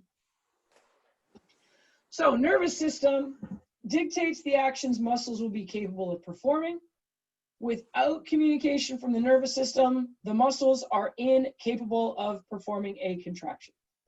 So if we have someone who gets a spinal cord injury, their legs can be moved. It's not like their legs don't work, but their brain can't make their legs move anymore. So it's the main communication and control center in the body. And what's important to note is the nervous system communicates through two mechanisms, both electrical and chemical. When we look at the structure of the central nervous system, we've got two divisions. We've got the central nervous system, which is the brain and spinal cord. So that's in the center of the body. And then we've got the peripheral nervous system, which is the nerves outside of the brain and spinal cord, including sensory receptors, peripheral nerves, ganglia, and motor endings. So for example, when I touch my own skin, that's a sensory receptor that's sending information to my brain. Oh, I am touching my own skin. Okay? The peripheral nervous system provides links to and from the external environment. So what I see, my five senses, sight, touch, taste, smell, feel. I think I said touch and feel, which anyways, you know what I mean, the five senses. I'm getting information from the external environment. It goes to my brain processes it, decides what the heck it is, decides what to do with it. Okay? So if we look at it this way, the central nervous system is the processing system. The peripheral nervous system provides the CNS with information, and the PNS actually has two divisions. So the sensory division is sending information to the brain, and the motor division creates a response. So if someone's tickling me, I get that sensation, and then my decision is to move my arm away or to smack them, maybe. If I get sensation from my stomach, that my stomach's empty and I'm hungry, the decision I'm going to make is to go open the fridge door. All right? So we receive information both from the external environment and also from our own body. The motor division is further broken down into two sections. We've got the somatic nervous system, which is essentially movement. I decide whether I lift my arm or not. So I'm in conscious control of everything that happens in the somatic nervous system. And then we've got the autonomic nervous system, and we've already talked about that today. That's broken down into the sympathetic and parasympathetic. So for example, if I'm walking down the street and I see a lion, my heart rate goes up, my breathing rate goes up, my stroke volume goes up, my adrenaline goes up. I didn't have to think of that. It just automatically happened. That's the autonomic nervous system acting through the sympathetic response. Now, I decide to take a nice, slow, deep breath. So from the somatic perspective, I'm taking a nice, deep breath in, holding it, and relaxing. Maybe I do that 3 times. So I make the conscious decision to take 3 deep, slow breaths, but the parasympathetic response, which is slow down the heart rate, stop producing adrenaline, stimulate the vagus nerve, that's autonomic. Okay, so that's the difference. There we go. I already just talked about all that. So then we go look at the nerves. So the nervous system is an organ system. The nerve is an organ. And it's actually made up of a bunch of layers. So here we go again. We see the epi and the endo, right? Inside, outside. Epineurium is this tough fibrous sheath around a nerve. The perineurium is the coarse connective tissue that bundles the fibers into fascicles. And then the endoneurium is the loose connective tissue that surrounds the axons. So you can kind of see how there's multiple layers wrapped around. And then at the very top of this little picture, it kind of looks like a spaghetti noodle sticking out of a little stack of grains of rice.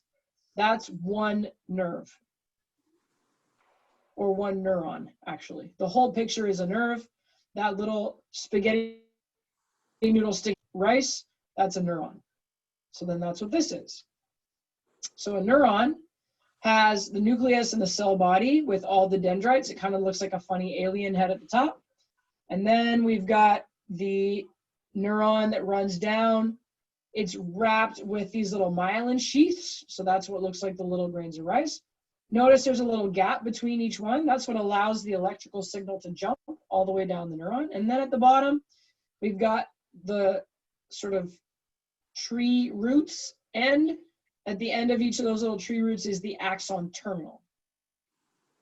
So as we keep zooming in, now we go look at the axon terminals here, and they're sitting, it sort of looks like on a muscle fiber, but there's actually a little bit of a space. So the bottom right, or the bottom left picture sort of shows you that there's a little space.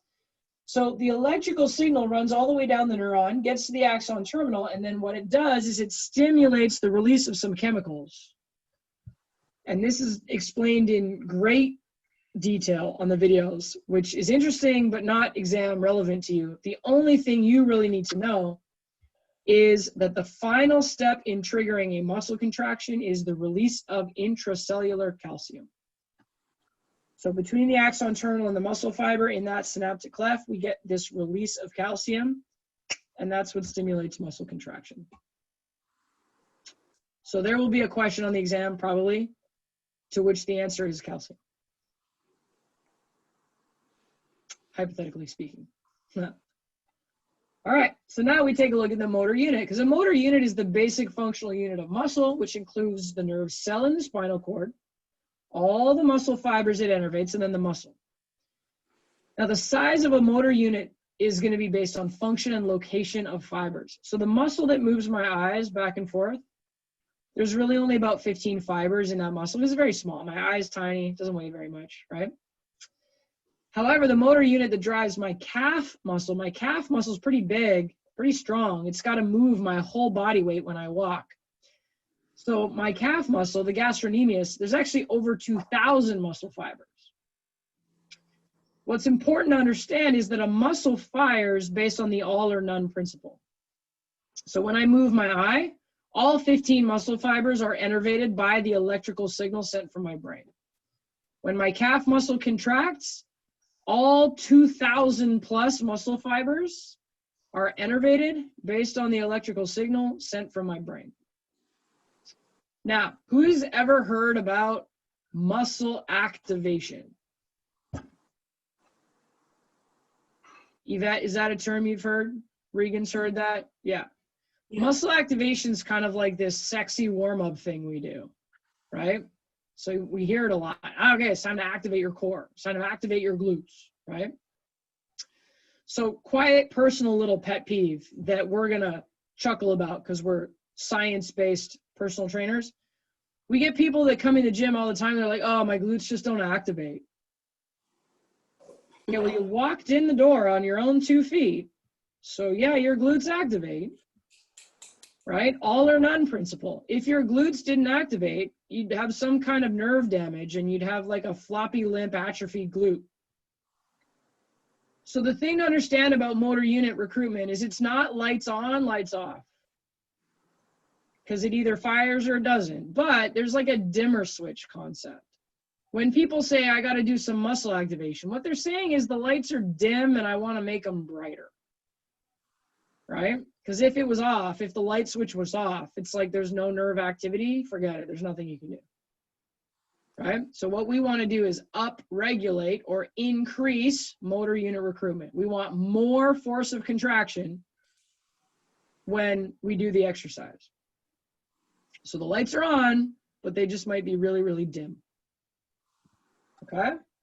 You don't have to correct your clients. They can tell you their glutes don't fire if they want to, but you know better. That's the difference. Okay, so then let's talk real quickly about reflexes. An example of a reflex is when you go to the doctor and the doctor whacks your knee with a hammer, you automatically kick your leg. There's nothing you can do. You can try as hard as you want to not, but if he hits the right spot, bloop, you're gonna kick your leg up. So reflex is a rapid, predictable motor response to a stimulus that is beyond our conscious control. And what's interesting is we might not even use the brain to initiate a reflex at all. So if you think about, maybe you've accidentally touched the stove and the element was on, it looks like this. You go, ow, that was hot. You don't go, oh my God, that's really hot. I should move my hand, right? So a reflex happens as quickly as it does because the reception of pain, in this case, or the reception of heat, runs up the sensory neuron, hits the interneuron in the spinal cord, and it's like it's a really big overload of information. And so instantly the reflex is move your damn arm. And then the signal continues up to your brain, and then your brain's like, oh my God, what was that? Oh, that was hot, right? So it's a protective mechanism. So on Saturday, we're gonna look at the cough reflex, which is a way of understanding core activation. And it's a really great way to teach core activation. In fact, you might even remember we kind of used it already when we learned dead bug. We kind of said like laugh or cough, and then you feel how your abdominals brace up. So we'll review that again on Saturday in relation to reflex action. And as we start to understand reflex action now, we're sort of also understanding just how the brain controls muscle movement in general. So because there's this constant system of feedback, for skeletal muscles to perform normally, stretch reflexes initiated by muscle spindles and Golgi tendon organs are constantly informing the brain as to the state of the muscle. Both systems happen at the same time. And there's actually more than just those two, but we're gonna keep it simple for now. We're gonna look at those two. So muscle spindles are responsible for conveying information regarding the muscle length and the rate of change in length, along with monitoring the degree of tension in the muscle. Okay? So that's a picture of a muscle spindle. It's actually those little blue horizontal lines. You can kind of imagine that they're wrapped around each little individual muscle fiber. So imagine that this is the hamstring muscle. If I lie on my back with my legs out flat on the floor, my muscle is in a medium lengthened position, no big deal. But if I then pull my leg up off the ground, I'm starting to put the muscle into a longer or more lengthened position. So we've got these muscle fibers running vertically. As we pull the leg up towards the ceiling, those muscle spindles are actually getting spread apart. That's how they send a signal to the brain that the hamstring muscle is getting a stretch. So if we go up nice and slow, the muscle spindle is getting stretched slowly. We'll get to a certain point and then we're going to stop. We're not going to be able to lift our leg any further. And it's because the brain goes like, okay, that's enough tension, stop. So we stop. But what you'll find is, let's say you pick someone's leg up off the ground nice and slowly and you sort of take it as far as you can. You'll be able to take it further than they can take it on their own. So that's the difference between active range of motion and passive range of motion. If there's a big difference between those two, there's a greater likelihood that someone will get injured. Something to note for later as we look at all of our assessments. So then what we're going to look at is lots of people want to improve their hamstring flexibility. But what they actually want is to have better active range of motion, because what's the point if I can put your foot behind your head, but you can't do it by yourself? It's not really helpful. So what we're going to look at is on Saturday, we're going to look at a PNF technique that improves flexibility, but in a way that uses an understanding of what the muscle spindles are all about. It's really cool. And you'll then be able to use that stretch technique in lots of ways to give your clients better results, less pain, less restriction, and it's going to reduce the risk of injury. So we'll make sure that we do that little demo on Saturday, okay? I'm planting the seeds in your brain for now. The other thing we have are the Golgi tendon organs, and they provide the central nervous system with feedback concerning tension at the musculo-tendinous junction. So on this picture, oh, going in the wrong direction here. On this picture, the red is the muscle belly. That's where the muscle spindle is. The white at the bottom, that's where the muscle starts to turn into a tendon. That's where the Golgi tendon organs are. So what's cool is the muscle spindle sends the brain information about the muscle. The GTO sends the brain information about the tendon. The brain has to manage all of that information to decide what the heck to do. Okay? So the Golgi tendon organ then is providing important information for protecting muscle fibers from excessive loading. And if there's too much load in the tendon, it's going to initiate decreasing muscle tension before a critical value is reached, essentially before we would rip the tendon, okay? So the Golgi tendon organ is the opposite of the muscle spindle because there's two different tissues. So as I think about the length of my femur is only so long. And my hamstring is attached to the back of the knee and the back and underneath the glute, regardless. It's attached in the same place, right? So let's say that there's this much tendon and then in the middle is the muscle, and that's just the leg in a normal position, right? As I stretch the muscle, the middle part is actually getting longer. So there's more tension in the muscle. That's where the muscle spindles kick in. Now think about a hamstring curl machine. When I curl my heels up behind me, right, and I'm contracting the hamstring, here's the normal length of the hamstring. Well, now the muscle is contracting. It's actually getting smaller. That's why I get like a little peak, right? You can think about it with my bicep. As I curl, it's contracting and I'm getting a little peak in my bicep. My biceps probably aren't big enough for you to see that. But it's the opposite effect, right? So there we go. So when we do a hamstring curl, the muscle spindle, the muscle's getting shorter. The muscle spindle is like, no big deal. We're not stretched out at all. But now the tendon on the end is getting lengthened. So now the Golgi tendon organ's like, whoa, whoa, whoa, what's up? Okay.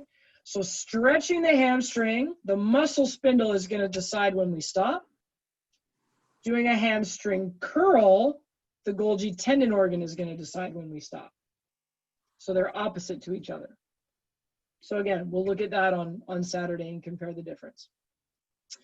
But one of the things we see all the time when people do a hamstring curl, especially if their core isn't very strong, is as they're curling their feet up behind them, their tailbone tilts up. And what happens is because their hamstring isn't very strong, their core is not very strong. It's like they're cheating. They're trying to use their low back to help lift the load. But as the pelvis tilts, it's actually putting the hamstring into a longer position. It's actually putting more pressure on those Golgi tendon organs. And so people have a hard time getting the full range of motion. So it becomes important for us as a trainer to know, hey, when you do a leg curl, you really want to make sure you keep your pelvis in a neutral position. That's going to allow you to properly strengthen the hamstring and actually get a full range of motion.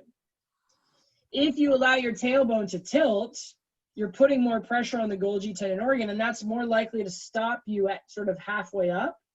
And then you're not actually building strength through the entire range of the muscle. So when we see that happen, you can't just tell the person, like, come on, curl harder. Because it's based on the position of the pelvis increasing pressure. It's not really about the strength of the muscle.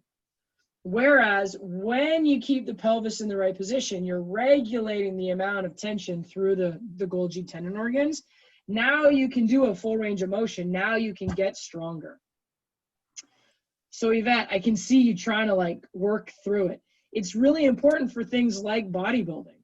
Yeah. If I'm trying to get a specific muscle to grow and I can't move through the full range of motion, or I can't increase my weight over time, then I'm not achieving like the hypertrophy that I want. That's why form is so important. That's why the position of your bones, that's why your posture is so important, because it's going to either allow my muscle to work properly or it's going to inhibit it based on the muscle spindle, based on the Golgi tendon organ. So what about like the bicep and the tricep, like those muscles? Mm-hmm. I can see that problem with the hamstring because it's more difficult, I guess. Well, But it's with not, the it's bicep, not because really relative to load. Like, it's more a postural thing. So when we look, I'll try to show you sideways. When we look at the bicep and tricep exercises, like my chair spins, if my shoulder is right in the middle, right?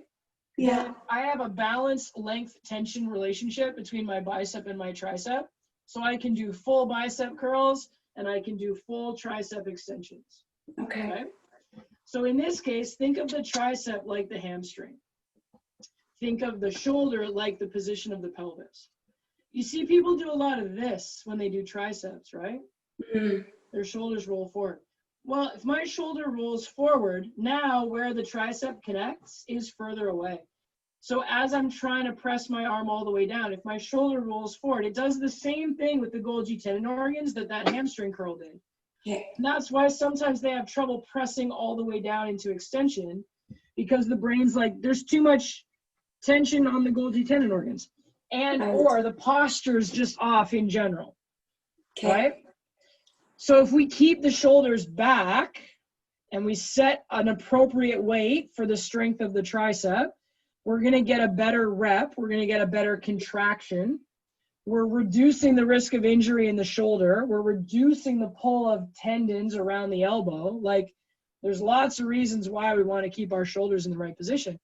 But the mechanism feeding information to the brain are all of those little sensory receptors. Is that kind of, oh, sorry. Go ahead. Is that kind of like, sometimes I'll put my hand down, like if my arm is like curled up, and I'll put it down just randomly, and my elbow kind of locks before it goes straight, and then I have to bring it back up and put it in a different position. Is that the same thing, or is that just my elbow doing a weird locking thing? My hunch is it's a little bit just sort of understanding the mechanics. Like, let's say it's like you're trying to get ready to do a push-up and you're setting yourself up and then your elbow kind of locks out. Is that kind of what you mean?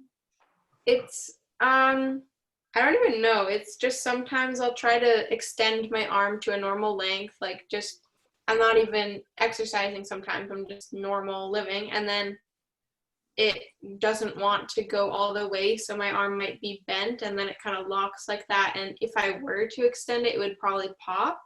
So I need to bring it back up and kind of rotate it, and then I can actually put it down. So it doesn't sound like it's exactly the same thing, but what you're sort of starting to talk about is just what happens when there's a lack of joint centration. So if the joint isn't sitting in exactly the right place, the shape and function of the bones are designed to move in certain ways. So let's say that I'm just going to use my hands as an example. Let's say in order for things to go properly, my fingers have to be able to slide in between each other in order for me to get this full range of motion. Well, if my fingers aren't lined up properly and they kind of like bump into each other, then I can't really do the movement properly. Yeah. I think what you're talking about kind of sounds a little bit more like that. Okay. But one of the reasons why the fingers might not line up properly, if we were to go back to the shoulder, if we have people that do lots of push-ups and lots of bicep curls, they're really strong on the front. So if this is my shoulder and this is the humerus, let's say this is the front of my body and this is the back of my body, if they do lots of push-ups and they do lots of bicep curls, well, the muscles on the front might be really strong, so it kind of pulls the bone here. Yeah. Well, now if I was trying to take my arm up to an overhead position, I can do it from here because the joint moves really well, but I can't do it from here as well because the bones don't quite line up properly. It kind of sounds like what you're saying is a little bit more like that. Yeah. And loosely speaking, that's a joint centration issue. Like it's kind of an alignment thing. We often will get that out of dysfunctional length tension relationships. So if my quad is really strong and my hamstring's kind of weak, sometimes what that means is I like hyperextend and lock out my knees without really meaning to. Or if my glutes are really weak and my hip flexors are really tight, it kind of pulls my pelvis forward. And then when I try to squat, I can't go very low. It's kind of stuff like that, right? Yeah. My dad says I might have the same thing in my spine because, like a pike stretch where your legs are extended and you're sitting and then you fold over. Yeah, like a seated hamstring forward fold. Yeah. Yeah. I can do it with the flat back and then a rounded back, but if my head is straight between my knees, it hurts the top of my spine. But if I turn my head to one side, then I can fold completely without much pain. So I don't really like making judgments on things I can't see, but theoretically, if it hurts when you go straight, but it doesn't hurt when you look to the right, then it's kind of like the right and the left maybe aren't quite in balance. Okay. So say, for example, you're a baseball player. You're either a right-handed batter or a left-handed batter. Say you're a right-handed batter. You swing the same way every single time you hit the baseball. At a certain point, you get really good at swinging right. You never swing left. So it's like one side gets stronger and the other side just is weaker. Those are the types of things that can create those imbalances in the body. So you're a dancer, you used to run a lot, I know you exercise. The stuff that we do accumulates, right? I was a soccer player. I kicked the ball with my right leg probably 1 million times. So what that means is I was standing on my left leg and I was swinging my right leg. So what that means is my left leg's really stable and my right leg actually has like really good range of motion. Because I was a goalie, so you think about how a goalie kicks the ball. My right leg would go way up in the air. My left leg was planted on the ground. To this day, that pattern is still like it's easy for me to do single leg RDLs standing on my left leg. It's harder for me to do them standing on my right leg because I'm just used to standing on my left leg. My right leg's used to swinging around, right? So all of those types of things show up in the body, and the brain is going to react to whatever sensory information is being sent. So we're going to keep talking about this stuff as we do movement assessments and as we do posture and then as we even talk about programming exercises. If I have a baseball player and they swing right all the time, I've got to program more rotation to the left into their program just to balance them out. If you're a dancer, if you're a ballerina, you're up on your toes, you're up on point all the time. Think about how crazy strong your calves are going to be, but you never pull your toes up in the other direction. So you're going to have these huge jack calves, and let's say you decide to take up jogging. You're probably going to get shin splints because your calf is super strong and the muscle on the front of your shin is super weak. So we see those types of muscle imbalances all the time. And when we do movement assessments and we start to see that our clients have some of those imbalances, then we want to write the program in a way that's going to help them get stronger in the areas where they're weaker so that their whole body kind of catches up and gets to proper balance. How's that sound, Regan? That makes a lot of sense, actually. Great. Awesome. Thank you. Okay. Couple questions in the chat box here. Do reflexes somehow relate to muscle spasms? Probably not the most obvious connection. Muscle spasms can be as a result of muscle imbalance. So If I have really, really, really strong calves, sometimes I get calf cramps at night. Not me, but I'm just saying. If I have really, really strong quads and I try to do a hip bridge, I can get a cramp in my hamstring. So it's kind of related, but it's not the reflex action by itself. It's the muscular imbalance that's more likely to be the cause of that, if that makes sense. So it's a little bit more the overactive and the underactive, the dominant and the weak, right? It's not like a reflex is designed to protect us. If we have really unbalanced muscles, we might not function the way we want to. So I think maybe I'm sort of saying kind of, but not really. That's sort of probably a frustrating answer, but maybe we'll dig into that a little bit more. Maybe we'll understand that a little bit more when we actually start doing some of our movement assessments. That might help. And then when we're talking about we'll get to the example of using PNF stretching on Saturday. PNF stands for proprioceptive neuromuscular facilitation, which I'm writing in the chat. Muscular. There you go. That's like a Jeopardy question right there. What is proprioceptive neuromuscular facilitation, Alex? It's one of my favorite shows. Fun fact. So we're gonna learn that, use that a little bit on Saturday. Good questions. Good questions. So as far as the content for day 4, that's it. And I don't specifically have a workout for you that goes along with it. What we tend to do in the practical is spend some time looking at breathing. We circle back on dead bug a little bit and make sure that we've got sort of the breathing in the belly and the core tension happening. So if you have not yet taken the opportunity to try to teach somebody else how to do dead bug, that would be awesome, especially if you are meeting at the gym to do the step test tomorrow anyways. Do the step test and then do some dead bugs. So we get a little bit of practice on that. I really can't express how important dead bug is. Like I literally teach it to every single client I have. And even if they're like an advanced client, they still do dead bug variations all the time. I pretty much do a dead bug every time I work out, with very few exceptions. Sometimes I do quadrupeds instead, but it's the same body position, just flipped upside down. So I think it's really, really, really, really helpful to feel confident coaching dead bug. It's also really important to feel confident doing dead bug. I know Toko's working hard on it. So that might be something to try in the meantime. If you've got someone that you live with, they're going to get real good at dead bug because you want to get real good at teaching it. On Thursday, we're going to do digestion, energy systems, and endocrine.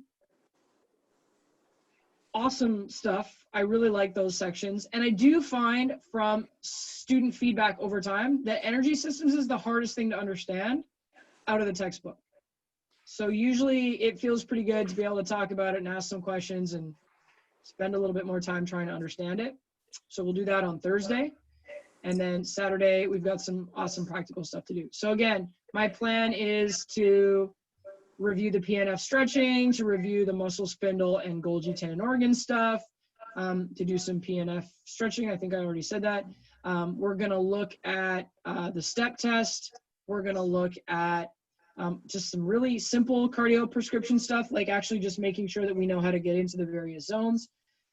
So there'll be some time for Q&A and just sort of open stuff. And then we're going to do a workout. We'll have trainer eyes set up to do at least some simple stuff together. Practice coaching each other on some stuff. Okay? Awesome. Questions, comments, or concerns?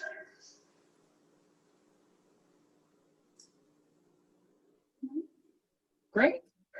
All right, well, I appreciate you all jumping on. Hopefully we got some good content out of that. Hopefully we're looking forward to putting some things into practice on Saturday. And you will see me from a different place on Thursday, but I'll be back on the Zoom for 4 o'clock on Thursday. So we'll see you all then.